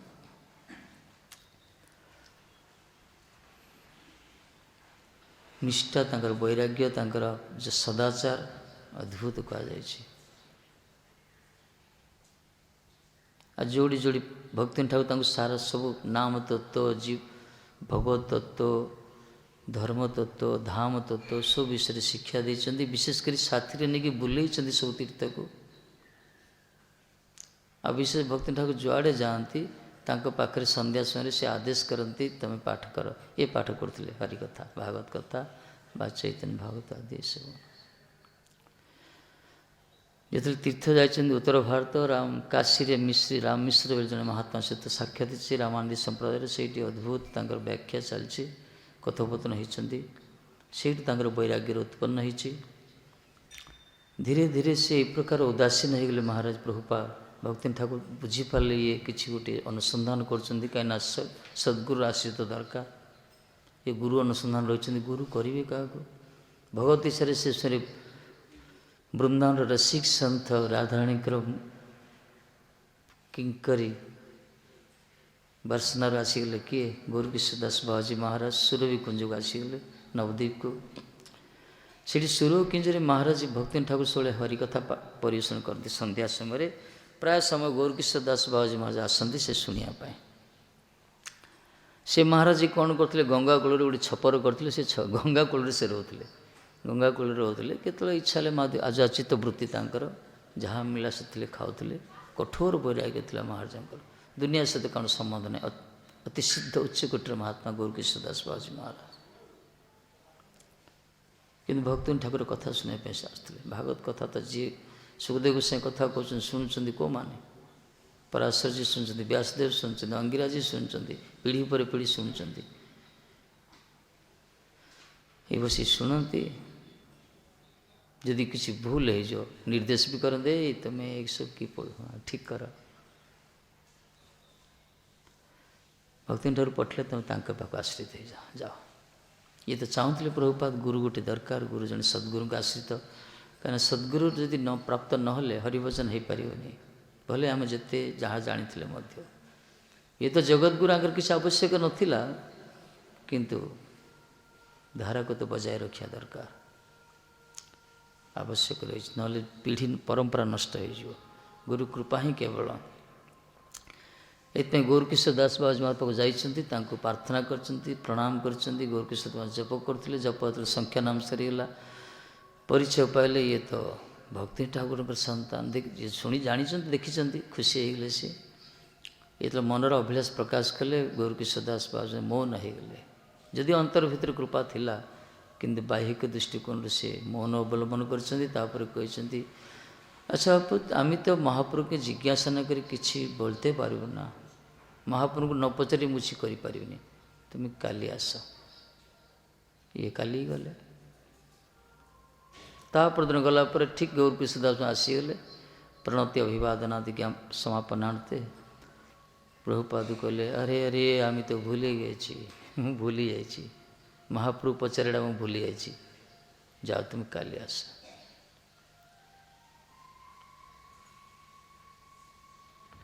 ତାପରେ ତୃତୀୟ ଦିନ ଯେତେବେଳେ ଗଲେ ପ୍ରଭୁପାଦ, ସେତେବେଳେ ପ୍ରଭୁପାଦ ଦେଇକି ଗୌରକିଶୋର ଦାସ ମହାରାଜ କହିଲେ, আমি মহাপ্রভুকে জিজ্ঞাসা করেছি, পচারেছি। মহাপ্রভু বললেন সুনীতি আর পাণ্ডিত্য ভক্তি পথরে বাধক, অতি তুচ্ছ। সুনীতি আর পাণ্ডিত্য ভক্তি মার্গের অতি তুচ্ছ। প্রভুপাদ শুଣିକି କହିଲେ, ଆପଣ ତ କପଟ ଶିରୋମଣି, ଆପଣ ତ କପଟ ଶିରୋମଣି, କୃଷ୍ଣଙ୍କର ଭକ୍ତ, ଆପଣ ସେବକ, ତେଣୁ ଆପଣ ମୋତେ ପ୍ରବଞ୍ଚନା କରୁଛନ୍ତି। କିନ୍ତୁ ଗୋଟେ କଥା ମନେ ରଖନ୍ତୁ ମହାରାଜ, ଗୋଷ୍ଠୀପୂର୍ଣ୍ଣଙ୍କ ଚରଣରେ ଆଶ୍ରିତ ହେବା ପାଇଁ ରାମାନୁଚାର୍ଯ୍ୟ 18 ଥର ପ୍ରତ୍ୟାଖ୍ୟାତ ହେଲେ, 18 ଥର ସେ ଫେରାଇଦେଲେ। ଶେଷରେ ସେ ଯେ ଆଶ୍ରିତ ହେଲେ, ସେ ପୁରା ସାରା ଜୀବନ ମୁଁ ଅପେକ୍ଷା କରି ଆପଣଙ୍କର ହିଁ ଆଶ୍ରିତ ହେବି। ବାସ୍, ଆପଣ ଯେଦିନ ପର୍ଯ୍ୟନ୍ତ କୃପା କରିନାହାନ୍ତି, ମୋ ଜୀବନରେ ଏକମାତ୍ର ବ୍ରତ ଆପଣଙ୍କ କୃପାଭିଷ୍ଟ ହେବା ପାଇଁ। এই ପ୍ରକାର ନିଷ୍ଠା, এই ପ୍ରକାର ଦୃଢ଼ତା, এই ପ୍ରକାର ସଂକଳ୍ପ ପ୍ରତିଜ୍ଞା, ଏସବୁ ଦେଖି ଜାଣିଥିଲେ ତାଙ୍କର ବାଗ୍ମିତା। ଗୌରକିଶୋର ଖୁସି ହେଇ ପ୍ରସନ୍ନ ହେଇଗଲେ, ଯାହା ଗୁରୁ ପ୍ରାପ୍ତି ଏମିତି ହେଇଥାଏ, ଯେଉଁମାନଙ୍କ ଶ୍ରଦ୍ଧା ଥିବ ଗୁରୁଙ୍କ ପ୍ରତି। କାହିଁକିନା ସୁନୀତି ପାଣ୍ଡିତ୍ୟ କାହିଁକି କହିଲେ, ଯେଉଁମାନେ ନୀତିବାନ ଥାଆନ୍ତି, ନିଷ୍ଠାବାନ ଥାଆନ୍ତି, ନୀତିପରାୟଣ ଥାଆନ୍ତି, ସ୍ମାର୍ତ୍ତବାଦୀମାନେ ବେଶୀ ନୀତିପରାୟଣ ଥାଆନ୍ତି, କିନ୍ତୁ ବୈଷ୍ଣବ ଧର୍ମ ଗ୍ରହଣ କରୁନାହାନ୍ତି ପ୍ରାୟ। ଯେଉଁମାନେ ପାଣ୍ଡିତ୍ୟ, ଜାଗତିକ ବିଦ୍ୟା, ବିଭିନ୍ନ ପ୍ରକାର ପୁରାଣ ଶାସ୍ତ୍ର ଆଦି ଭିତରେ ପାଣ୍ଡିତ୍ୟ ଥିବ, ଏମାନେ ଭକ୍ତି ପଛରେ ସୁତୁଚ୍ଛ ନା। ଭକ୍ତି ମାର୍ଗ ଶରଣାଗତ ମାର୍ଗ, ଏଠି ଆନୁଗତ୍ୟ ଧର୍ମ। ଏଠି ପାଣ୍ଡିତ୍ୟ କାମ କରେନି, କିଛି ବାହ୍ୟିକ ନୀତି ନିୟମ କିଛି କାମ କରେନି। ବହୁତ ଅଛନ୍ତି, ବହୁତ ନୀତି ନିୟମ ଦେଖିବେ, କିନ୍ତୁ ଶରଣାଗତର ଅଭାବ ଗୁରୁଙ୍କ ପାଖରେ, ସେସବୁ କିଛି ଲାଭ ନାହିଁ, ବେକାର ସେସବୁ, ସେସବୁ କିଛି ମୂଲ୍ୟ ନାହିଁ। ବହୁତ ନୀତି ନିୟମ ଦେଖେ, ଛୁନା ଛୁନା କହିବେ, ଧର୍ନା ଧର୍ନା କହିବେ, ବିଭିନ୍ନ ପ୍ରକାର ନୀତି ନିୟମ ଦେଖେଇଦେବେ, କିନ୍ତୁ ଗୁରୁ ବାକ୍ୟ ପ୍ରତି ନିଷ୍ଠା ନାହିଁ। ଏ ହେଉଛି ତାଙ୍କର ଗୋଟେ ଅଭିମାନ। ମାନା ନାହିଁ, ନୀତି ବି ନୀତିପରାୟଣ ହେବା ଦରକାର, କିନ୍ତୁ ଯେଉଁମାନେ ଖାଲି ନୀତିର ବେଶୀ ଗୁରୁତ୍ୱ ଦେଉଛନ୍ତି, କିନ୍ତୁ ବୈଷ୍ଣବଚିତ ବ୍ୟବହାର ଯେଉଁମାନଙ୍କ ପାଖରେ ଅଭାବ, ସେମାନେ ଭକ୍ତି ମାର୍ଗ ଅଗ୍ରସରଟା ବଡ଼ କଷ୍ଟ। ଯାହା ଶେଷରେ ଗୌରକିଶୋର ଦାସ ମହାରାଜ ଆଶ୍ରିତ କରିଲେ। ତାପରେ ଗୁରୁ ପ୍ରାପ୍ତ ତ ହେଇଗଲେ। ଅର୍ଚ୍ଚନ ତାଙ୍କର ତ ପୂର୍ବରୁ ତ ନିଷ୍ଠା ଥିଲା ନାମ ପ୍ରତି, ଅର୍ଚ୍ଚନା ପ୍ରତି, ଭଗବାନଙ୍କ ସେବା ପ୍ରତି, ଗ୍ରନ୍ଥ ଅନୁଶୀଳନ ପ୍ରତି। ତାପରେ ପୂର୍ଣ୍ଣ ଚାଲିଲେ ତାପରେ ଭଜନ ମାର୍ଗରେ, ସବୁବେଳେ ଭଗବତ ଚିନ୍ତନ, ଭଗବତ କଥା କୀର୍ତ୍ତନ, କୌଣସି ବାହ୍ୟ ଚିନ୍ତନ ନାହିଁ, ବାହ୍ୟ କଥା ନାହିଁ, ପୂର୍ଣ୍ଣ ବୈରାଗ୍ୟର ସହିତ। ତାପରେ ଭକ୍ତି ଠାକୁର ଇହଧାମରୁ ଅପ୍ରକଟ ଲୀଳା ସ୍ମରଣ କଲେ। ସାରା ଦୁନିଆ ତାଙ୍କ ପାଇଁ ଅନ୍ଧକାର ହୋଇଗଲା, କାରଣ ସେ ହିଁ ତାଙ୍କର ପଥ ପ୍ରଦର୍ଶକ ଗୁରୁ, ସେ ହିଁ ପଥ ପ୍ରଦର୍ଶକ, ସେ ହିଁ ପ୍ରଥମ ଗୁରୁ, ଆଦି ଗୁରୁ, ସବୁକିଛି ସେ ଥିଲେ ଭକ୍ତି ଠାକୁରଙ୍କ ପାଇଁ। କିନ୍ତୁ ତାଙ୍କରି ଅଧୁରା କାର୍ଯ୍ୟକୁ ପୂର୍ଣ୍ଣ କରିବା ପାଇଁ ସଂକଳ୍ପବଦ୍ଧ ପ୍ରତିଜ୍ଞାବଦ୍ଧ ହୋଇଗଲେ। ତାପରେ ଶତକୋଟି ନାମ ଯଜ୍ଞ କରି ରାଧାରାଣୀକୁ ଦର୍ଶନ କରି ତାଙ୍କରି କୃପା ପ୍ରାପ୍ତ ହୋଇ ସାରା ଜଗତରେ ଇଏ ପ୍ରଚାର କଲେ। ଆସିଥିଲେ ବି, ରେମୁଣା ବି ଆସିଛନ୍ତି, ଆମର ବାରବାଟୀ ମଠ ବାଲେଶ୍ୱର ସେଇଠି ବି ଆସିଛନ୍ତି, ହରିପ୍ରଦାନୀ ସଭାରେ ବକ୍ତୃତା ଦେଇଛନ୍ତି ମହାରାଜଜୀ। ବାଲେଶ୍ୱର ଷ୍ଟେସନ ଯେତେବେଳେ ଆସିଥିଲେ ସେହି ସମୟରେ ବାଲେଶ୍ୱର ରାଜକୁମାର ଯିଏ ଥିଲେ, ଷ୍ଟେସନ ମାଷ୍ଟର ଥିଲେ, କଲେକ୍ଟର ଯିଏ ଥିଲେ, ସମସ୍ତେ ତାଙ୍କୁ ପାଛୋଟି ନେଇଛନ୍ତି। ତାଙ୍କ ଜୀବନରେ ଲେଖା ହେଇଛି, ଏଇ ପଦ୍ଧତି ଯାଇଛନ୍ତି ସେ। ତେଣୁ ସେ ଯେଉଁଠି ଯାଆନ୍ତି ସେହି ସମୟରେ ସାରା ବଡ଼ ବଡ଼ ଜ୍ଞାନୀମାନେ, ବୁଦ୍ଧିମାନ ଲୋକମାନେ ତାଙ୍କ ପଛରେ ଦୌଡ଼ୁଥିଲେ, ତାଙ୍କର ମୁଖରୁ ଖାଲି ଦୁଇ ପଦ ଶୁଣିବା ପାଇଁ। ବଡ଼ କଥା କ'ଣ, ସ୍ୱାଇଁ ମହାରାଜ ଯେତେବେଳେ ବିଜ୍ଞାନର ଷ୍ଟୁଡେଣ୍ଟ ଥିଲେ, ଇସ୍କନର ସାଇନ୍ସ ଷ୍ଟୁଡେଣ୍ଟ ଥିଲେ ସେ ସମୟରେ, ଏସବୁ ସତ୍ସଙ୍ଗ ସେ ଯାଉନଥିଲେ, ଏ ନିଜେ ନିଜେ ପଢ଼ୁଥିଲେ, ନିଜେ ଯାହା କରୁଥିଲେ। ପ୍ରଭୁପାଦ କଲିକତା ପ୍ରଚାର କରୁଛନ୍ତି, ତାଙ୍କ ସାଙ୍ଗ କହିଲେ ଚାଲ ଦେଖିବା ଟିକେ, ଏ କହିଲେ ଆରେ ଛାଡ଼, କହିଲେ ବାଧ୍ୟ କଲେ, ଯେଉଁ କହୁଛ ଚାଲ ଟିକେ ଦେଖିବା। କିନ୍ତୁ ପ୍ରଥମ ଥର ପାଇଁ ସେ ପ୍ରଭୁପାଦଙ୍କ ରୂପ ଦେଖି ମୋହିତ ହେଇଗଲେ। ଆଜାନ ଲମ୍ବିତ ତାଙ୍କର ଯେଉଁ ଉଦ୍ଭାସିତ, ତାଙ୍କର ଯେଉଁ ଗାମ୍ଭୀର୍ଯ୍ୟପୂର୍ଣ୍ଣ ପ୍ରସନ୍ନ ବଦନ ମୁଖାରବିନ୍ଦୁ ଦର୍ଶନ କରି ମୋହିତ ହେଇଗଲେ, ଛିଡ଼ା ହେଇଥିଲେ। ଯେତେବେଳେ ସେ କଥା ଆରମ୍ଭ କଲେ, କଥା ଶୁଣି ସେ ବସି ପଡ଼ିଲେ। ସେ ଜଣେ ଉତ୍ତମ ଛାତ୍ର, କିନ୍ତୁ ଏଇ ପ୍ରକାର ଆଙ୍କର ଯେଉଁ ବାଗ୍ମିତା, ଆଙ୍କର ଯେଉଁ ଶବ୍ଦକୋଷ, ଆଙ୍କର ଯେଉଁ ବର୍ଣ୍ଣନାର ଶୈଳୀ, ସେ ଜୀବନରେ ଭାବିନଥିଲେ ଏମିତି ଡିକ୍ସନାରୀ ଅଛି ଜଗତରେ। ଏଇ ପ୍ରକାର କୁହନ୍ତି, ତାଙ୍କ କଥାର ଯେଉଁ ଚୁମ୍ବକ ନା ଚମକ ଥିଲା, ସେଇଠି ସେ ଆସିଗଲେ। ଆମ ଗୁରୁ ମହାରାଜ ବି କବିରାଜଗିରି କରୁଥିଲେ, କେଉଁଠି, ବିଶେଷ କରି ଆସ୍କା ଭଞ୍ଜନଗର। ମହାରାଜ ଡକ୍ଟର ଥିଲେ ନା, ଶର୍ମାଜୀଙ୍କ ପାଖରେ ରହିଥିଲେ। ସେ ଶର୍ମାଜୀ ହେଉଛନ୍ତି ପ୍ରଭୁପାଦ ଆସି, ତ ସିଏ ତାଙ୍କରି ପାଖରୁ ଗ୍ରନ୍ଥ ଫନ୍ଥ ପଢ଼ିଲେ, ସବୁ ଦେଖିଲେ। ତା ବଦଳରେ ପ୍ରଭୁପାଦଙ୍କ ଦଳ ପ୍ରଚାର କରିବା ପାଇଁ ଯାଇଛନ୍ତି ଗଞ୍ଜାମ ଡିଷ୍ଟ୍ରିକ୍ଟ। ଗୁରୁ ମହାରାଜ ଆମର ପୁରା লিডিଂ କରିଥିଲେ, ତାଙ୍କର ରହିବା ଖାଇବା ବ୍ୟବସ୍ଥା କରିଥିଲେ। ଆଙ୍କର ଆଶ୍ରିତ ହେଇନାହାନ୍ତି ମହାରାଜ, ଆଶ୍ରିତ ହେଇନାହାନ୍ତି, କିନ୍ତୁ ଶାସ୍ତ୍ର ଉପରେ, ପ୍ରଭୁପାଦଙ୍କ ଉପରେ ଗୌଡ଼ୀୟ ଧାରାରେ ଏତେ ପ୍ରକାର ପ୍ରଖର ବାଗ୍ମିତା ଦେଖି ସେମାନେ ଆଶ୍ଚର୍ଯ୍ୟ ହେଇଗଲେ। ସେମାନେ ପ୍ରେରଣା ଦେଲେ, ଶର୍ମାଜୀ ପ୍ରେରଣା ଦେଲେ, ତାପରେ ପ୍ରଭୁପାଦଙ୍କ ପାଖରେ ଆଶ୍ରିତ ହେଇଛନ୍ତି ଗୁରୁ ମହାରାଜ। ମାନେ ପ୍ରଭୁପାଦଙ୍କର ବାଣୀ ଯାହାକୁ ବାଜି, ତାଙ୍କର ଆର୍ଟିକଲ ପଢ଼ି ସବୁ ଆକର୍ଷିତ ହେଇଛନ୍ତି, ତାଙ୍କ କଥା ଶୁଣିକିରି। ଆଉ ତାଙ୍କୁ ଯେଉଁମାନେ ଦେଖିଛନ୍ତି, ତାଙ୍କ କଥା କ'ଣ ନ କହିବା। ତାଙ୍କର ଅଲୌକିକ ବିଭିନ୍ନ ପ୍ରକାର, ଆଜିକାଲି ସବୁ ବାବାମାନଙ୍କର ସବୁ ଚମତ୍କାର କଥା କହୁଛନ୍ତି ମାଇକରେ, ପ୍ରଭୁପାଦ ଚମତ୍କାରୀ କମ୍ ନୁହେଁ, କିନ୍ତୁ ଏଇଟା କିଏ ପ୍ରଚାର କରୁନା ଆମମାନେ। ସେ ବି ଚମତ୍କାରୀ ବାବା ଥିଲେ, କିନ୍ତୁ କହିଛନ୍ତି ହରିଭଜନର ହରିଭକ୍ତି ଭଜନରେ ଚମତ୍କାରକୁ ପ୍ରଶ୍ରୟ ଦିଆଯାଏନି, ଏସବୁ ଚମତ୍କାର ଦେଖାନ୍ତିନି। ସେ କହିଛନ୍ତି ସମସ୍ତ ସିଦ୍ଧିର, ସମସ୍ତ ଯୋଗର ଯୋଗେଶ୍ୱର କୃଷ୍ଣ ଯାହାର କରତଳଗତ, ତା ପାଇଁ ସିଦ୍ଧି ରିଦ୍ଧି ଦେଖିବାଟା କିଛି ଆବଶ୍ୟକ ନାହିଁ। କୃଷ୍ଣ ଯାହାର କରତଳଗତ, ଭଗବାନ ଯାହାଙ୍କ ପଛେ ପଛେ ଦୌଡ଼ୁଛନ୍ତି, ଯେଉଁ ଭକ୍ତଙ୍କର ଚରଣ ଧୂଳିରେ ନିଜକୁ ଅଭିଷିକ୍ତ କରିବା ପାଇଁ ସ୍ୱୟଂ ଠାକୁରଜୀ ଅନୁବ୍ରଜାମି ଅହଂ, ସେ ଯେଉଁ ପଛେ ପଛେ ଧାଉଛନ୍ତି। ସେହି ପ୍ରକାର ପରମ ମହାଭାଗବତ ପ୍ରଭୁପାଦଙ୍କ ଚମତ୍କାର ଦେଖାଟା ବଡ଼ କଥା କ'ଣ। ବହୁତ ଦେଖେଇଛନ୍ତି, କିଛି ଆବଶ୍ୟକ ସ୍ଥଳରେ ପ୍ରକାଶ ହେଇଛି, କିନ୍ତୁ ସେସବୁ ଗୌଡ଼ୀୟ ବୈଷ୍ଣବମାନେ ଗୁରୁତ୍ୱ ଦିଅନ୍ତିନି। ହରିଭଜନ କରିବେ, ଆପନି ଆଚାର୍ଯ୍ୟ ଧର୍ମ ଅପରେ ଶିଖାଏ, ଅନ୍ୟକୁ ଶିଖେଇଛନ୍ତି ସେମାନେ। ଏଥିପାଇଁ ସେ ଯେଉଁ ସ୍ଥାନରେ ଯାଇଛନ୍ତି, ସେଠି ସବୁ ପରିବର୍ତ୍ତନ ସବୁ ହେଇଛନ୍ତି। ସବୁ ପ୍ରଭୁପାଦର ଅଦ୍ଭୁତ ଶକ୍ତି ଥିଲା। ବିଶେଷ କରି ଦୈନିକ ପ୍ରକାଶ ବାହାର କରିଥିଲେ। ପ୍ରତିଦିନ ନ୍ୟୁଜ୍ ପେପର ଯେମିତି ବାହାରେ ନା, ବର୍ତ୍ତମାନ ଦୈନିକ ପ୍ରକାଶ, ଆଧ୍ୟାତ୍ମିକର ମ୍ୟାଗାଜିନ୍ ବାହାର କରିଥିଲେ, ଦୈନିକ ପ୍ରକାଶ। ସାପ୍ତାହିକ ପ୍ରକାଶ ବାହାର କରିଥିଲେ, ତାପରେ ପାକ୍ଷିକ, ମାସିକ, ତ୍ରୈମାସିକ, ଷଟମାସିକ, ତା ବାର୍ଷିକ, ବିଭିନ୍ନ ପ୍ରକାର ଭାଷାରେ ସବୁଯାକ ଏଡ଼ିଟ୍ ଇଏ ନିଜେ କରିଥିଲେ ମହାରାଜ, ଇଏ ହିଁ ସମ୍ପାଦନା କରିଥିଲେ। ମାନେ କେତେବେଳେ ଶୋଉଥିଲେ କିଏ କହିବ, ମୋଟେ 2 ଘଣ୍ଟା ବିଶ୍ରାମ ନେଉଥିଲେ, 22 ଘଣ୍ଟା ସେ ନିଜ ସେବାରେ ରହୁଥିଲେ, କେବଳ ଭୋଗ ସେବାରେ। ଆଳସ୍ୟ ନଥିଲା ତାଙ୍କ ଜୀବନରେ। ସଂସ୍କୃତ, ଓଡ଼ିଆ, ହିନ୍ଦୀ, ଇଂରାଜୀ, ବାଙ୍ଗଳା, ଅନ୍ୟ ପାର୍ସୀ ଏସବୁ ଭାଷାରେ ଏତେ ସବୁ ମ୍ୟାଗାଜିନ୍, ପାକ୍ଷିକ, ମାସିକ, ତ୍ରୈମାସିକ, ଦୈନିକ ଏସବୁ ଆର୍ଟିକଲ ଲେଖିବା, ତାକୁ ପ୍ରୁଫ୍ କରେକ୍ସନ୍ କରିବା, ତାକୁ ଏଡ଼ିଟିଂ କରିବା, ବାହାର କରିବା କମ୍ ବଡ଼ କଥା ନା। ଗୋଟେ ମ୍ୟାଗାଜିନ୍ ବାହାର କରିছে, ମୁଣ୍ଡ ଗରମ ହେଇଯାଉଛି ଆଜିକାଲି ସମସ୍ତଙ୍କର। ଇଏ ଡେଇଲି ଦୈନିକ ପ୍ରକାଶ ଗୋଟେ ନ୍ୟୁଜ୍ ପେପର୍ ବାହାର କଲାବେଳେ ଡେଇଲି ବାହାର କରୁଥିଲେ। ଚିନ୍ତା କର କି ପ୍ରକାର ତାଙ୍କର ଶକ୍ତି ନଥିଲା। ଏସବୁ ଶକ୍ତି ଚିନ୍ତାତୀତ, ଏ ସାଧାରଣ ମଣିଷର କାମ ନାହିଁ ଏସବୁ। ସେଥିପାଇଁ ସାରା ଜଗତ ତାଙ୍କ ପାଖରେ ଆଜି ଋଣୀ ଅଛି। ତାଙ୍କ ପାଖରେ ସେ ତିଆରି କରି ଛାଡ଼ିଛନ୍ତି ସାରା ଜଗତକୁ, ରଥି ମହାରଥୀମାନଙ୍କୁ। ସମସ୍ତେ ଗୋଟେ ଗୋଟେ କଣ୍ଟିନେଣ୍ଟ ଉଦ୍ଧାର କରି ଆସିଲେ ଗୋଟେ ଉପଦେଶକୁ।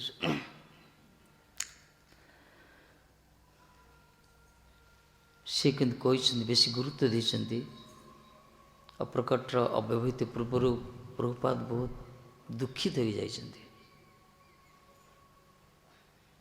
କହିଛନ୍ତି ମୁଁ ବହୁତ ଲୋକ ବହୁତ ଉଦ୍ବେଗ ଦେଇଛି, ମୁଁ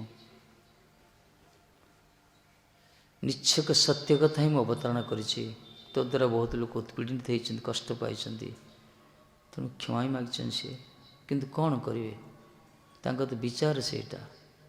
କହିଲେ ତ ମନୋରଞ୍ଜନକାରୀ ତୋଷାମଦକାରୀ କଥା କେବେ ପରିବେଷଣ କରିବନି।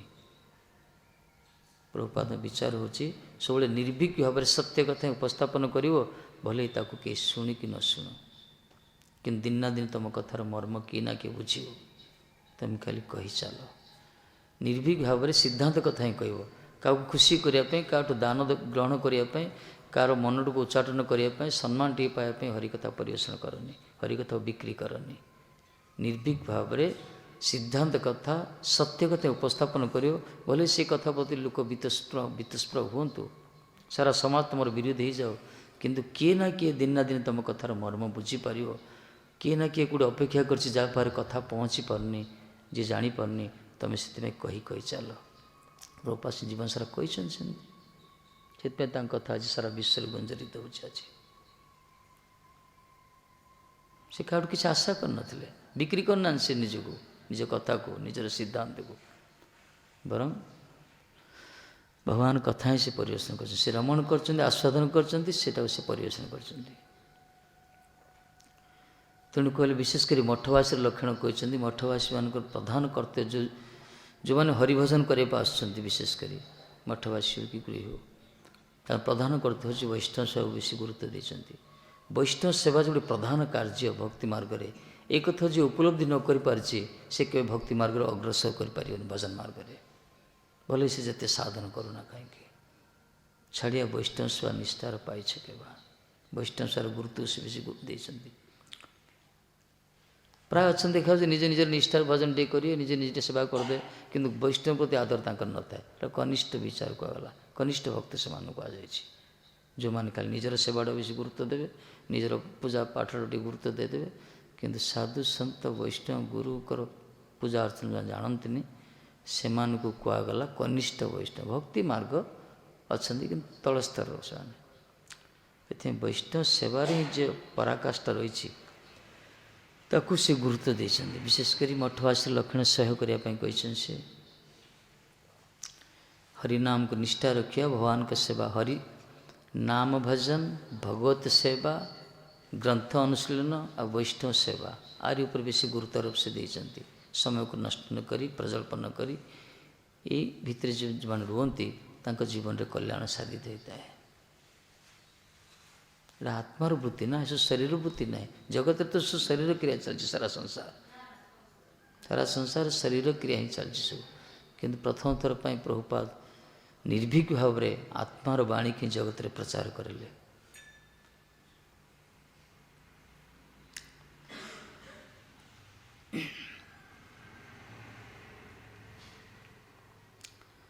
ଯେତେବେଳେ ଜଗନ୍ନାଥ ଦାସ ବାବାଜୀ ମହାରାଜ ଆସିଲେ, ସେ ବି ଆସନ୍ତି ବେଳେବେଳେ ଭକ୍ତି ଠାକୁର ପାଖକୁ, ସେ ହିଁ ପ୍ରେରଣା ଦେଇଥିଲେ ପ୍ରଭୁପାଦଙ୍କୁ।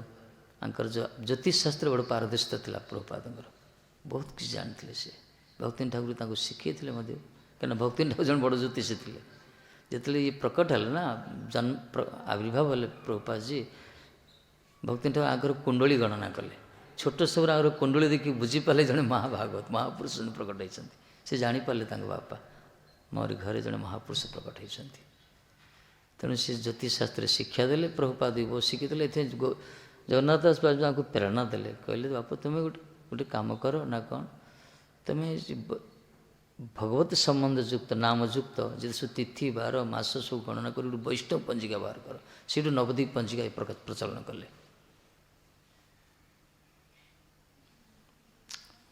ସେଇଟା ଆଜି ପର୍ଯ୍ୟନ୍ତ ଆମେ ତାକୁ ମାନୁଛେ ସେ ପଞ୍ଜିକାକୁ ସାରା। ତେଣୁ ଅଦ୍ଭୁତ ଚରିତ୍ରାଙ୍କର ପ୍ରଭୁପାଦଜୀଙ୍କର।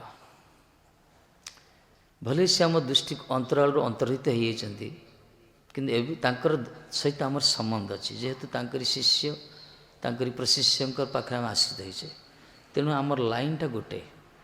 ଆମେ ଏଇଠି ବି ରହି ଯେଉଁଠି ରହିକି ଆମେ ପ୍ରଭୁପାଦଙ୍କ ପ୍ରତି ଆମର ଯଦି ମନନ ରହିବ, ଚିନ୍ତନ ରହିବ, ତାଙ୍କରି ଆଦର୍ଶରେ ଅନୁପ୍ରାଣିତ ହୋଇପାରିବା, ତାଙ୍କରି ପ୍ରତ୍ୟେକଟା ବାଣୀକୁ ଜୀବନରେ ପାଳନ କରିପାରିବା, ଦେଖିବା ଆମ ଭିତରେ ସେ ପ୍ରଭୁପାଦ ରକ୍ତ ପ୍ରବାହିତ ହେବ। ଆମ ଭିତରେ ସେ ପ୍ରଭୁପାଦର ବିଚାରଧାରା ଆସିଯିବ। ଆମେ ବି ସେ ପ୍ରକାର ତାଙ୍କରି କୃପାକୁ ଆମେ ସାଉଁଟି ପାରିବା। କାହିଁକିନା ଏମାନେ ସବୁ ନିତ୍ୟଲୀଳା ଗୁରୁବର୍ଗ, ଆମର ପୂର୍ବଶ୍ରୀମାନେ ସବୁ ନିତ୍ୟଲୀଳାରେ ଅଛନ୍ତି। ଜଗତର ଲୋକମାନେ ମରିଯାଆନ୍ତି, ମଲା ପରେ ନିଜର କର୍ମ ଫଳ ଅନୁସାରେ କିଏ କୁକୁର ହେଉଛି, କିଏ ଘୁଷୁରୀ ହେଉଛି, କିଏ ମେଣ୍ଢା, କିଏ ଛେଳି, କିଏ ବ୍ରାହ୍ମଣ, କିଏ ଶୂଦ୍ର, କିଏ କେଉଁ ପ୍ରକାର ହେଉଛନ୍ତି। କିନ୍ତୁ ବୈଷ୍ଣବ ଜଗତରେ ସେ ପ୍ରକାର ନାହିଁ। ବୈଷ୍ଣବର ଲୀଳା ଏ ପ୍ରକାର ନୁହେଁ। ଏମାନେ ଜନ୍ମ ହୁଅନ୍ତିନି କି ମୃତ୍ୟୁ ନାହିଁ ଏମାନଙ୍କର। ଏମାନେ ଖାଲି ଜଗତରେ ପ୍ରକାଶିତ ହେଇଛନ୍ତି, ଜଗତରେ କିଛି ଆଲୋକ ବିତରଣ କରିବା ପାଇଁ। ତେଣୁ ଏମାନେ ନିତ୍ୟ ଲୀଳାରେ ଅଛନ୍ତି। ଅନ୍ୟ କେଉଁ ଜଗତରେ ଅନ୍ୟ କେଉଁ ଲୀଳାରେ ଅଛନ୍ତି ଏମାନେ। ଏମାନଙ୍କ ସ୍ୱରୂପ ରହିଛି ସେମାନଙ୍କର, ନିତ୍ୟସିଦ୍ଧ ମହାଭାଗତ ଏମାନେ। ସେଇଥିପାଇଁ ଆମେ ଯଦି ତାଙ୍କରି ଚିନ୍ତନ କରିବା, ତାଙ୍କରି ଗୁଣକୀର୍ତ୍ତନ କରିବା, ତାଙ୍କରି ଆଦର୍ଶରେ ଅନୁପ୍ରାଣିତ ହେବା, ତାଙ୍କରି ବାଣୀକୁ ଜୀବନର ପାଥେୟ କରିବା, ବେଦବାକ୍ୟ ବୋଲି ମାନିବା, ଦେଖିବ ତାଙ୍କରି କୃପାଟା ସ୍ୱତଃ ଆମ ପାଖକୁ ଆସିଯିବ। ଭଲେ ଆମେ ତାଙ୍କୁ ଦର୍ଶନ କରୁନେ, କିନ୍ତୁ ସେ ନିଷ୍ଠାବାନ ହେଲେ ସେ ବି ସ୍ୱପ୍ନାଦେଶ କରି ଦର୍ଶନ ବି ହେଇପାରେ।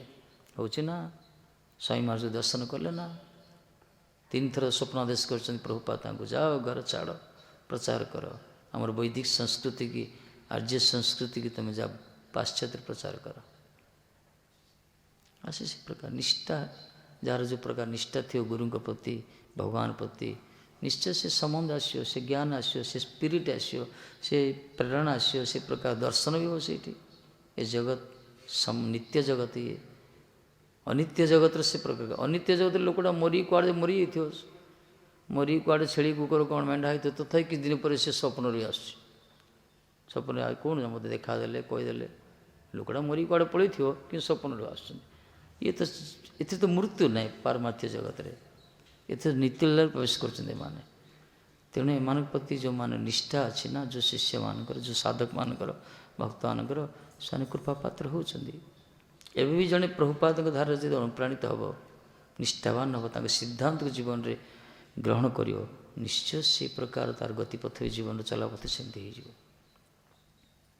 କିନ୍ତୁ ତାଙ୍କ ବାଣୀ ହେଉଛି ବୈଷ୍ଣବ ସେବା, ନାମରେ ନିଷ୍ଠା, ଭଗବାନଙ୍କର ସେବା, ଏ ପ୍ରକାର। କାହାକୁ ଉଦ୍ବେଗ ଦେବାନି, କାହାକୁ କଷ୍ଟ ଦେବାନି, ଅପରାଧରୁ ମୁକ୍ତ ହେବା, ସମୟକୁ ନଷ୍ଟ ନ କରି, ପ୍ରଜଳ୍ପ ନ କରି, ଦୋଷ ଚିନ୍ତନ ନ କରି। ପ୍ରଭୁପାଦ କାହାର କେବେ ନିନ୍ଦା କରିନାହାନ୍ତି, କିନ୍ତୁ ସିଦ୍ଧାନ୍ତକୁ ସ୍ଥାପନ କରିବା ପାଇଁ ଶାସ୍ତ୍ରାନୁମୋଦିତ, ଶାସ୍ତ୍ର ଯୁକ୍ତିଯୁକ୍ତ କଥା ସେ କହିଛନ୍ତି। ନିନ୍ଦା କରିନାହାନ୍ତି, ସମାଲୋଚନା କରିନାହାନ୍ତି କାହାର, ସେ ସମୟ ନଷ୍ଟ କରିନାହାନ୍ତି ସେ। ଏତେ ଆମ ଜୀବନ ସେଇ ପ୍ରକାର ତିଆରି କରେ। ଆମ ଗୁରୁବର୍ଗ ସେମିତି ଧାରାରେ ଅଛନ୍ତି, ତାଙ୍କର ପ୍ରତ୍ୟକ୍ଷ ତତ୍ତ୍ୱାବଧାନ ସେମାନେ ଆସିଛନ୍ତି ନା ତାଙ୍କର ଆଦର୍ଶରେ। ଏଥିପାଇଁ ସେମାନେ ଜଗତରେ କିଛି ଅଦ୍ଭୁତ କାର୍ଯ୍ୟ କରି ଯାଇଛନ୍ତି ସବୁ। ସେଇ ତତ୍ତ୍ୱ ରହିଛି, ସେଇ ସିଦ୍ଧାନ୍ତ ସବୁ ରହିଛି, ତାକୁ ଗ୍ରହଣ କରିବା ଦରକାର ଶରଣାଗତ ହେଇକରି। ଆଉ ଶରଣାଗତ ଯଦି ନ ହେବା, ତାହେଲେ ସ୍ୱାଭିମାନ ଆସିଯିବ, ଅହଙ୍କାର ଆସିଯିବ, ଅଭିମାନ ଆସିଯିବ, ଆମେ ଭକ୍ତି ମାର୍ଗରେ ଉନ୍ନତି କରିପାରିବାନି। ତେଣୁ ଜଗତ ତାଙ୍କ ପାଖରେ ଋଣୀ ସବୁବେଳେ, ତାଙ୍କ ଋଣ ପରିଶୋଧ କରିପାରିବେନି, ଅସମ୍ଭବ। ସାରା ବିଶ୍ୱରେ ସମସ୍ତେ ଯଦି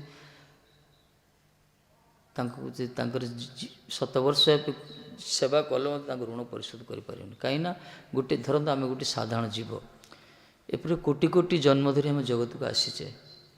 ଆସି କ'ଣ କରୁଛେ, ବିଭିନ୍ନ ପ୍ରକାର ଚର୍ବିତ ଚର୍ବଣ ଏସବୁ ଉଚ୍ଚିଷ୍ଟ ସବୁ ସେବନ କରୁଛେ। ପୂର୍ବ ଜନ୍ମର ଯେଉଁ ଇନ୍ଦ୍ରିୟ ସୁଖ ଆସ୍ୱାଦନ କରୁଥିଲେ, ଏଇ ଜନ୍ମ ମଧ୍ୟ ସେଇ ଇନ୍ଦ୍ରିୟ ସୁଖ ହିଁ, ଏମିତି ଜନ୍ମ ଜନ୍ମାନ୍ତର ଖାଲି ସେ ଇନ୍ଦ୍ରିୟ ସୁଖ, ନିଦ୍ରା, ଆହାର, ଭୟ, ମୈଥୁନ, ଏଇ ସୁଖ ହିଁ ଚାଲିଛି ସାରା ଜଗତ, ସାରା ଜନି ଯେତେ ଜୀବମାନେ। କିନ୍ତୁ ଏଇ ସମସ୍ତ ଦୁଃଖରୁ ମୁକ୍ତ କରିଦେଉଛନ୍ତି ପ୍ରଭୁପାଦଙ୍କର ଗଣ ଯେତେ ଆସିକରି ପ୍ରଭୁପାଦ ଆସିଥିଲେ। ଏ ଜୀବ ଯେଉଁ ସଂସାର ଚକ୍ରରେ ଗ୍ରସିତ ହେଉଛି, ମାୟାର ଯେ ଘାଣ୍ଟି ହେଉଛି, ଅଳିକ ଅବାସ୍ତବ ଅନିତ୍ୟ ଅସତ୍ୟ ବସ୍ତୁକୁ ନିତ୍ୟ ଶାଶ୍ୱତ ମନେ କରୁଛି, କେବଳ ଇନ୍ଦ୍ରିୟ ସୁଖ ହିଁ ବହୁମାନନ କରୁଛି, ତାର ପ୍ରକୃତ ସ୍ୱରୂପକୁ ଜୀବ ଭୁଲି ଯାଇଛି, ବିସ୍ମୃତି ହେଇଛି ସେ ଭଗବାନଙ୍କର ଅଂଶ, ଅମୃତର ସନ୍ତାନ। ତାର ଜନ୍ମ ହେଇଛି କେବଳ ଭଗବାନଙ୍କ ଭଜନ କରିବା ପାଇଁ, ତାର ମହାଯାତ୍ରା ଚାଲିଛି କେବଳ ଭଗବାନଙ୍କ ଚରଣ କମଳରେ ସ୍ଥିର ହେବା ପାଇଁ। ଏ କଥା ସେ ଭୁଲି ଯାଇଛି। ସେଇ କଥାକୁ ସେ ବିସ୍ମୃତି ଯାଇଛି, ସେ କଥାକୁ ସେ ମନେ ପକାଇ ଦେବା ପାଇଁ ଜଗତକୁ ଆସିଥିଲେ। ସେଇ କଥା ହିଁ ସେ ଶିକ୍ଷା ଦେଉଛନ୍ତି ଆମମାନଙ୍କୁ। ତେଣୁ ତାଙ୍କରି ଧାରାରେ ଯେଉଁମାନେ ଅଛନ୍ତି ନା, ପ୍ରକୃତି ତାଙ୍କ ବାଣୀକୁ ଜୀବନ ପାଳନ କରୁଛନ୍ତି। ବହୁତ ଅଛନ୍ତି ତାଙ୍କ ବାଣୀ ପଢ଼ୁଛନ୍ତି, ଉପଦେଶ ପଢ଼ୁଛନ୍ତି, ପାଳନ କରୁନାହାନ୍ତି। ସେ ଠକାମି ସେ ଗୋଟେ। ମହାପୁରୁଷମାନଙ୍କର ଗୋଟେ ବାଣୀ ଯେ ଜୀବନରେ ପାଳନ କରିବା, ତାହେଲେ ଆମର କଲ୍ୟାଣ ହେଇଯିବ। ଏଥିପାଇଁ ପ୍ରଭୁପାଦ ପ୍ରାୟ କହିଛନ୍ତି, ଯଦି ଆମର ରକ୍ଷାକର୍ତ୍ତା କେହି ନ ରହିବେ, ତାହେଲେ ଆମର ପାରିପାର୍ଶ୍ୱିକ ସମସ୍ତ ବସ୍ତୁ ସମସ୍ତ ପାତ୍ର ଆମର ଶତ୍ରୁ ହେଇଯିବେ। ମାନେ ଆମେ ବସିଥିବା ଆମ ଚାରିପଟେ ଯାହା ଅଛି ସବୁ ଆମର ଶତ୍ରୁ ହେଇଯିବେ। ଯଦି ରକ୍ଷାକର୍ତ୍ତା କାହାକୁ କୁହାଗଲା? ହରିକଥା। ହରିକଥା ବିହୀନ ଜୀବନ ପଶୁ ସହିତ ସମାନ। ସତ୍ସଙ୍ଗରେ ଯେଉଁମାନେ ବସୁନାହାନ୍ତି, ହରିକଥା ଯେଉଁମାନେ ଶୁଣୁନାହାନ୍ତି, ସେମାନଙ୍କର ଜୀବନ ପଶୁ ସହିତ ସମାନ। ପଶୁ କ'ଣ କରେ? ଖାଏ ପିଏ, ଭୋକ ହେଲେ କ୍ଷୁଧା ହେଲେ ଖାଇବା ପାଇଁ ଦୌଡ଼େ, ଆଉ ଟିକେ ମନ ହେଲେ କ'ଣ ଇନ୍ଦ୍ରିୟ ସୁଖ ପାଇଁ ରମଣ କରିବା ପାଇଁ ଦୌଡ଼େ। ଏ ଜୀବନ ବି ସେଇ ପ୍ରକାର। ତେଣୁ ପ୍ରଭୁପାଦକୁ ଯଦି ରକ୍ଷାକର୍ତ୍ତା ଯଦି କେହି ନ ରହିବେ, ତାହେଲେ ଆମର ପାରିପାର୍ଶ୍ୱିକ ସମସ୍ତ ବସ୍ତୁ ଆମର ଶତ୍ରୁ ହେଇଯିବେ। ଏଥିପାଇଁ ଗୁରୁତ୍ୱ ଦେଇଛନ୍ତି ସେ ସତ୍ସଙ୍ଗଟାକୁ, ହରିକଥାଟାକୁ। ସାରା ଜୀବନ ସେ ହରିକଥାରେ ରମଣ କରିଛନ୍ତି, କଥା ମାତ୍ରିକ ଜୀବନ। ସେଥିପାଇଁ ତାଙ୍କର ଆନ୍ତରିକ ଇଚ୍ଛା ଥିଲା ଏ ପ୍ରକାର ମହାପ୍ରଭୁଙ୍କର କଥା କୀର୍ତ୍ତନ କରିକରି ଜୀବନ ଯେମିତି ନିର୍ବାପିତ ହେଇଯିବ ଶେଷ ମୁହୂର୍ତ୍ତ ପର୍ଯ୍ୟନ୍ତ। ଶେଷ ମୁହୂର୍ତ୍ତ ପର୍ଯ୍ୟନ୍ତ ସେ କହି ଚାଲିଛନ୍ତି କଥା। ଏ ପ୍ରକାର ତାଙ୍କର ଭକ୍ତିନାଥ ଠାକୁର କଥା କହୁନ, ଯେତେବେଳେ ସେ ଶଯ୍ୟାଶାୟୀ ହେଇଛନ୍ତି ଶେଷ ମୁହୂର୍ତ୍ତ, ସେ ସମୟରେ ପ୍ରଭୁପାଦ ଦର୍ଶନ କରିବା ପାଇଁ ଯାଇଛନ୍ତି, ପାଖରେ ତ ଥିଲେ, ସେବା କରୁଥିଲେ। ପ୍ରଭୁପାଦ କହିଲେ ବାପୁ କହିଲେ, ପ୍ରଭୁ ତୁମେ ଗୋଟେ ମୋ ପାଇଁ ଘୋଡ଼ା ଗୋଟେ ନେଇ ଆସ। ଇଏ କହିଲେ ଘୋଡ଼ା କ'ଣ କରିବେ ନା, ଘୋଡ଼ା ଉପରେ ଉଠି ପାରୁନାହାନ୍ତି, ଦେଖିପାରୁନାହାନ୍ତି, ଭକ୍ତିନାଥ ଠାକୁର ଦେଖିପାରୁନାହାନ୍ତି। ବୟସାଧିକ ହେଇଗଲା, ତାଙ୍କ ଚକ୍ଷୁଟା ପଡ଼ିଛି। ଯଦି କିଏ ଆସିବ ତାଙ୍କର ସେବା କ'ଣ କରି ତାଙ୍କ ପତାଟାକୁ ଟେକିଲେ ସେ ଦେଖୁଥିଲେ। ଏଇ ପ୍ରକାର ଚର୍ମ ଓହଳି ଯାଇଥିଲା ଭକ୍ତିନାଥ ଠାକୁର। ଶେଷ ସମୟ ଅବସ୍ଥା, ଖଟରେ ଶୋଇଛନ୍ତି, ସେ ଲାଇନ୍ ଡାଉନ୍ ପୁରା। ପ୍ରଭୁପାଦ ହାତ ଧରି କହୁଛନ୍ତି, ମୋ ପାଇଁ ଘୋଡ଼ା ଗୋଟେ ନେଇ ଆସ। ନା ଘୋଡ଼ା କ'ଣ କରିବା আপনি ଘୋଡ଼ାଟା কি କରିବେ? ଏ କହିଲେ, ଆରେ ଆମେ ତ ଚାଲିତେ ପାরছি না, ମୁଁ ଚାଲିପାରୁନି, ଘୋଡ଼ା ଉପରେ ସବାର ହେବି, ଘୋଡ଼ା ଉପରେ ବସି ସାରା ବିଶ୍ୱ ପରିଭ୍ରମଣ କରି ଲୋକମାନଙ୍କୁ ଖାଲି ହରିକଥା କହିବି, ମହାପ୍ରଭୁ କଥା। ପ୍ରଭୁପାଦ କାନ୍ଦି ପକାଇଲେ। ମାନେ ଏଇ ହେଉଛି ଆମରି ଗୌଡ଼ୀୟ ମହାପୁରୁଷଙ୍କ ବାଣୀ। ଜଗତକୁ ଉଦ୍ଧାର କରିବା ପାଇଁ ତାଙ୍କର ଯେଉଁ ପ୍ରଚେଷ୍ଟା, ସଂସାର ଯେଉଁ ମରୁଛନ୍ତି ଲୋକମାନେ ଖାଲି ମୁଁ ମୋର କରି, ଖାଲି କ୍ଷୀଣ ମନ୍ୟତା, ବିଶେଷ କରି ତୁଚ୍ଛ ଇନ୍ଦ୍ରିୟ ସୁଖ ପ୍ରତି ଲାଳାୟିତ ହେଇକି ଖାଲି ଝଗଡ଼ା ଝାଟି ଏ ପ୍ରକାର ସଂଘର୍ଷ କରୁଛନ୍ତି, ପଶୁପତ ଜୀବିକା କରୁଛନ୍ତି, ଜୀବନ ଧାରଣ କରୁଛନ୍ତି।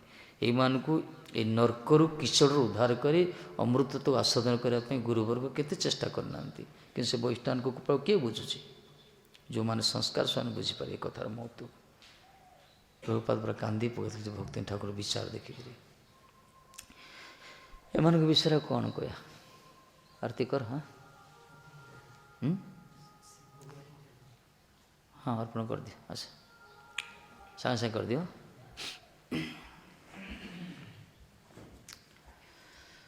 ଆଙ୍କ କଥା ତ ଯେତେ କହିଲେ ନ ସରେ। ଯାହା ଗୁରୁ ମହାରାଜ ବଡ଼ କୃପା କରି ମଠ ଗୋଟେ କରିଛନ୍ତି ଯୋଡ଼ି, ତାଙ୍କରି କୃପାରୁ ଆଜି ପ୍ରଭୁପାଦ ସଦସ୍ୟ ତିମୂର୍ତ୍ତି ମହାଭାଗବତଙ୍କର ଆମେ ତିଥି ପାଳନ କରିପାରୁଛୁ ଏଠି। ଏ ବହୁତ ବଡ଼ କଥା। ଏଇଟା ହିଁ ଆମ ପାଇଁ ବଡ଼ ଅବଦାନ, ବଡ଼ କୃପା। ହେଲେ ଆମେ କିଏ, ପ୍ରଭୁପାଦ କିଏ? ତାଙ୍କ ସ୍ଥିତି କ'ଣ, ଆମ ସ୍ଥିତି କ'ଣ? ଯାହା ବଡ଼ କୃପା କରିଛନ୍ତି ମହାରାଜ।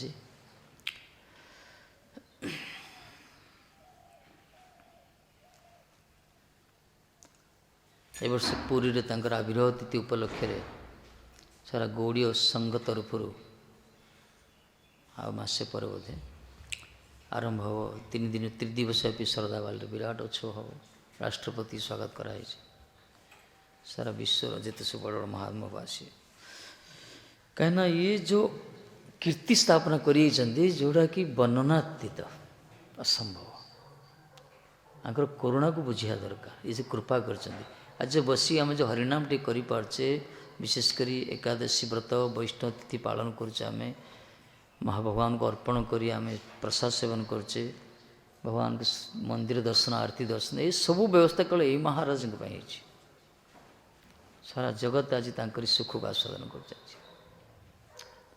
वैष्णव तिथि एकादशी बड़ निष्ठा वैष्णव स्मृति जो विधान कराइला ना विशेषकर एकादशी बड़ निष्ठा सहित पालन करते महाराज आते सब वैष्णव तिथि गुड़िक से निष्ठा सहित पालन करते वैष्णव जयंती जिते सब रखाई षड जयंती आदि आ चतुर्मास व्रत तो अद्भुत प्रभुपाद करजे 4 मास काल निजे रोषे करते हविषान्न करते से निजे स्वहस्तर रंधन करी हविषान्न करी भगवान को अर्पण करी भूमि रे शयन करते भूमि रे खाद्य गोग्रास करते निजे पात्र खाई न तले पकड़े तले गोमाता जमी खाती से प्रकार भक्षण करते यही प्रकार कठोर साधना प्रभुपाद शीत दिन पूरा खुला देह बसिए पूरा मुक्त आकाश तले बसी भजन करिए खरा दिन पूरा कबाट बंद कर रुद्ध द्वार भितर पूरा कमल फल ढांकी बसिए पूरा शरीर को कठोर कुस्र साधना करते आम करें असंभव आम गोटे दिन भर फ्लाट हो जा ये प्रभुपाद मना कले सु करनी मना कर कठोर साधना आम ठीक नुहे बर तांकर जो कहते प्रतिदिन आरती दर्शन करिया नाम जप करिया सत्संग बसिया हरिकथा शुणिया यहाँ बेसी गुरुत्व किंतु ये आमर देखा दुर्भाग्य भक्तमानकर भगवान कथा शुणाई कार इच्छा ना ये कल्याण होनी ना मरुंच खाली पैसा पैसा बोलिया कि परमार्थ पछरे दौड़े जो अर्थ पछरे धावित हे यहाँ मान विश्वास ना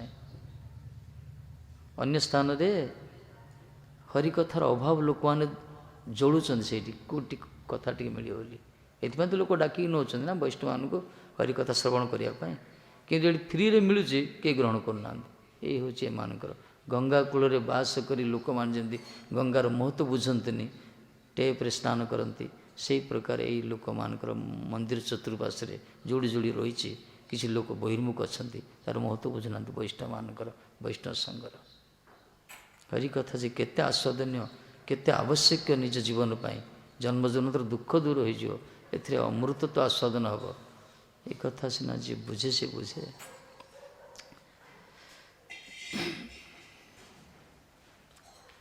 बड़ा निष्ठा थिला प्रभुपाद जो चल भोग लगे दियो कीर्तन करिया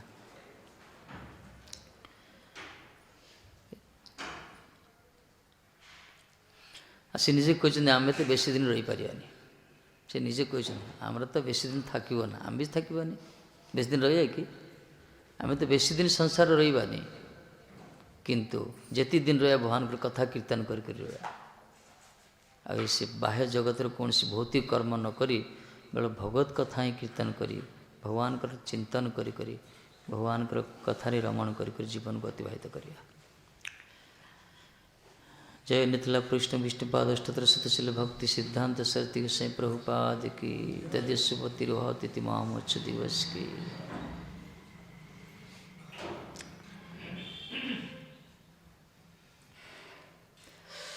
चलो कीर्तन करिए आप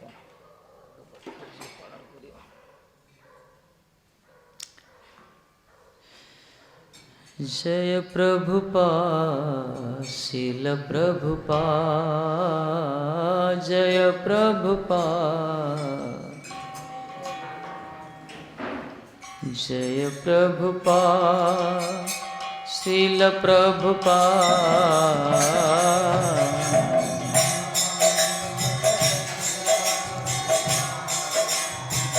जय प्रभुपाद शील प्रभुपाद श्री रूप मंदिर पर श्री रूप मंदिर पर जय प्रभुपाद शील प्रभुपाद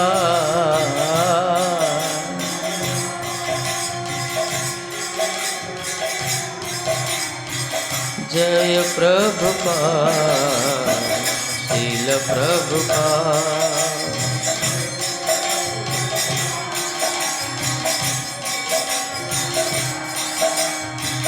जय प्रभुपाद श्रील प्रभुपाद।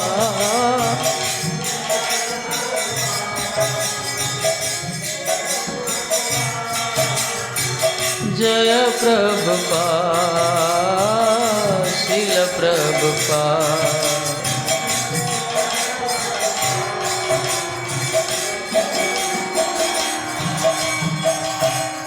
प्रभुपाद प्रभुपाद प्रभुपाद प्रभुपाद।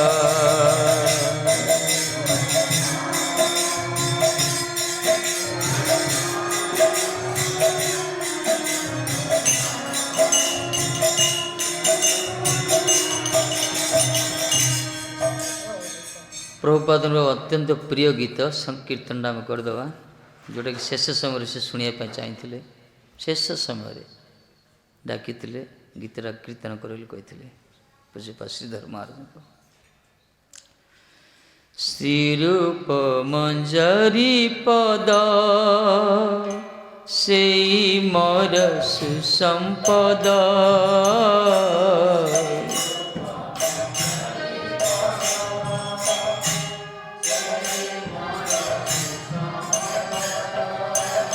श्रीरूप मंजरी पद से मोर सुसंपद।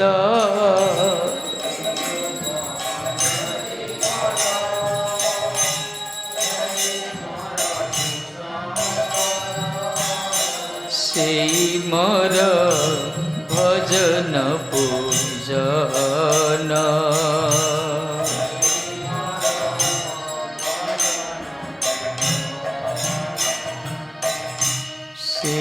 मोर प्राण धन से मोर आभरण।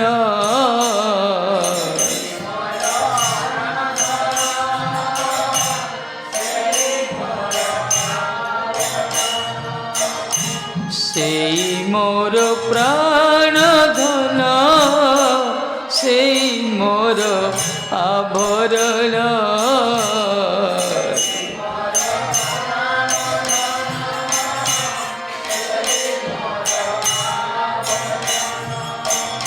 से मोर जीवेर जीवन। मोर जीवनेर से मोर भजन पूजन।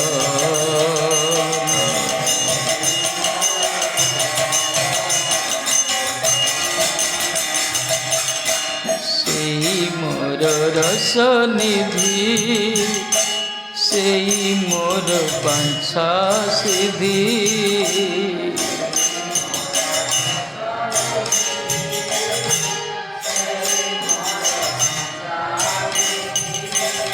से मोर वेदेर धर्म।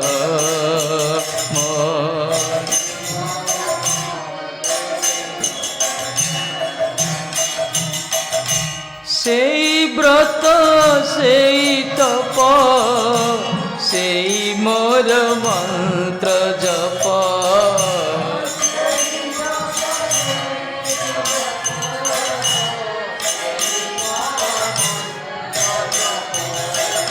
से व्रत से तप से मोर मंत्र जप।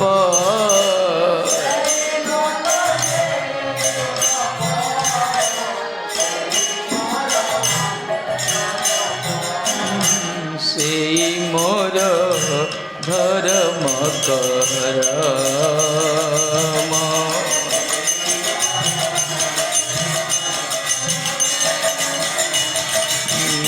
से मो वेदेर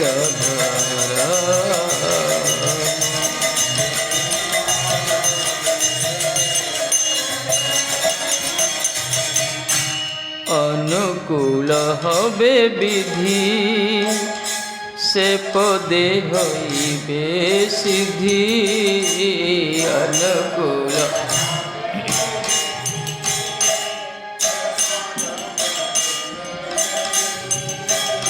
निरखिब ए दुई नयने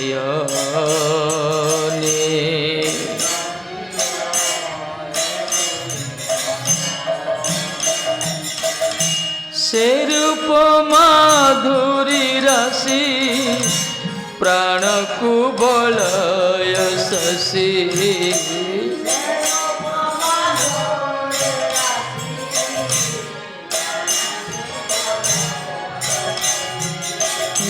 से रूप मधुर राशि प्राण को बलय शशि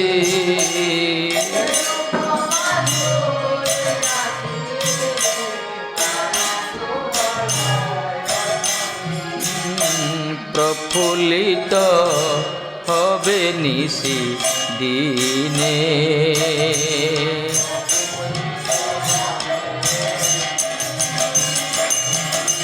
আমি নিরখিব এ দুই নয়নে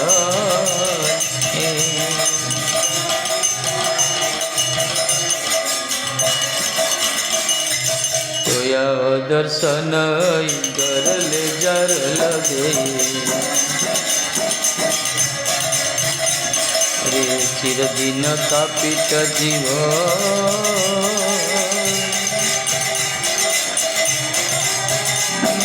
चिरदिन तापित जीवन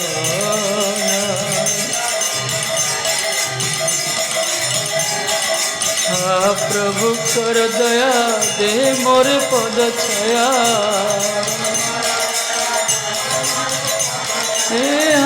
प्रभु कर दया दे मोर पद छाया नरोत्तम लैल शरणा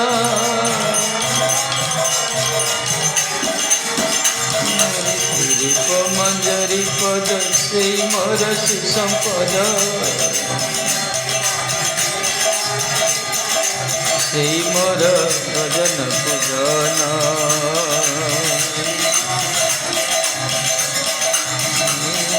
সেই মোর জীবনের জীবন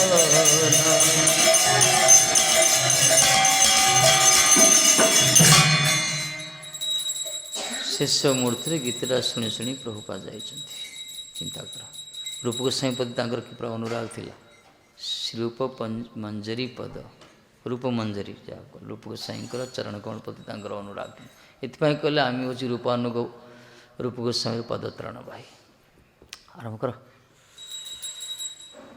जय श्री प्रभुपाद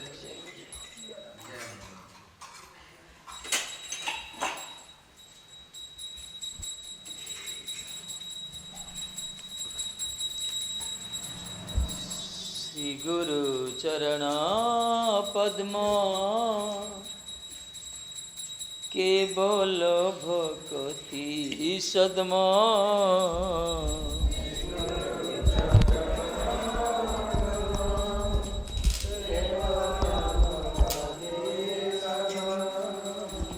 बंद मुई सावधान मोते एड़ा बुढ़ा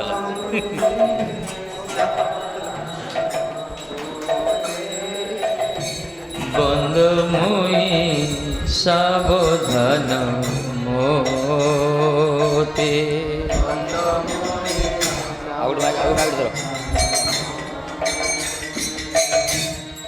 जहर प्रसादे ए भवतरिया जा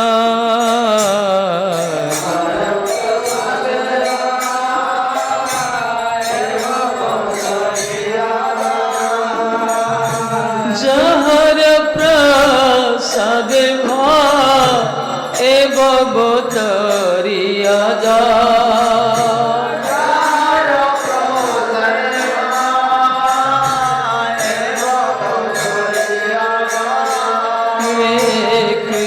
प्राप्ति हय जा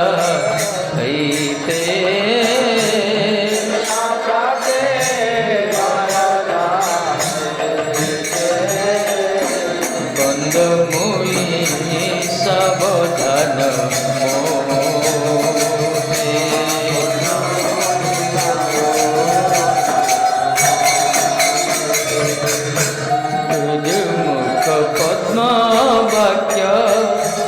जीते ते करिया का गुरु मुखपद्मावाचा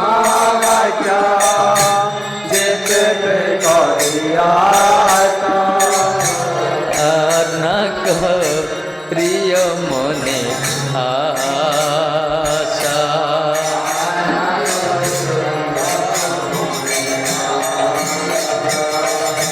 श्री गुरु चरणे रति ऐसे उत्तम गति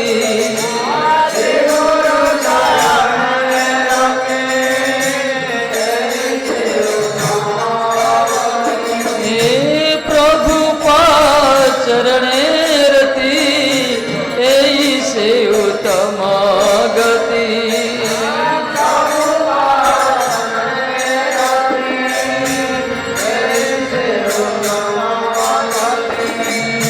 जे प्रसादे पूरे सर्व आशा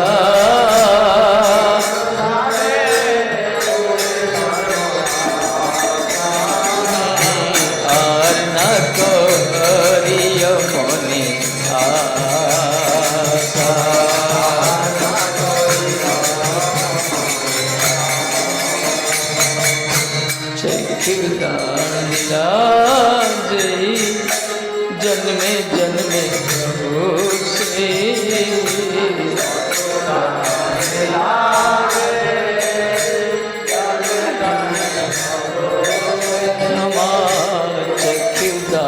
दिलाजे जन्मे जन्मे प्रभु से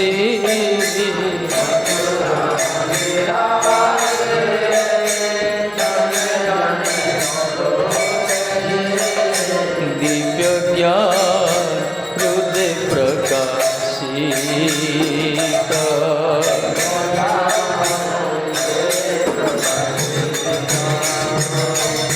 प्रेम भक्ति चाह होते अविद्या विनाश दाते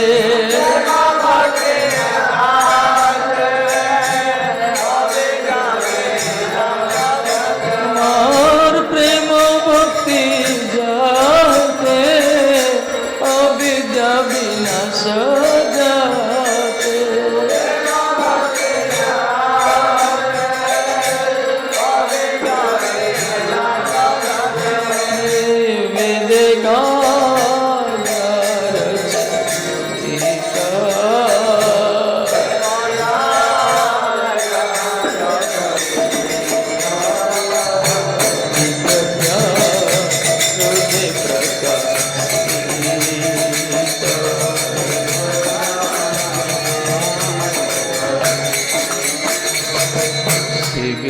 करुणा सिंधु समझ नर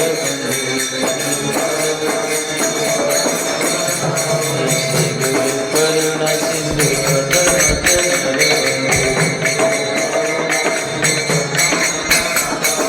लोकनाथ लोके जीव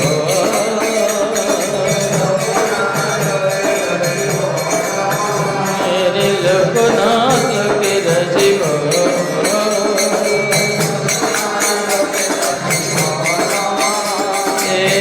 प्रभु कर दया देव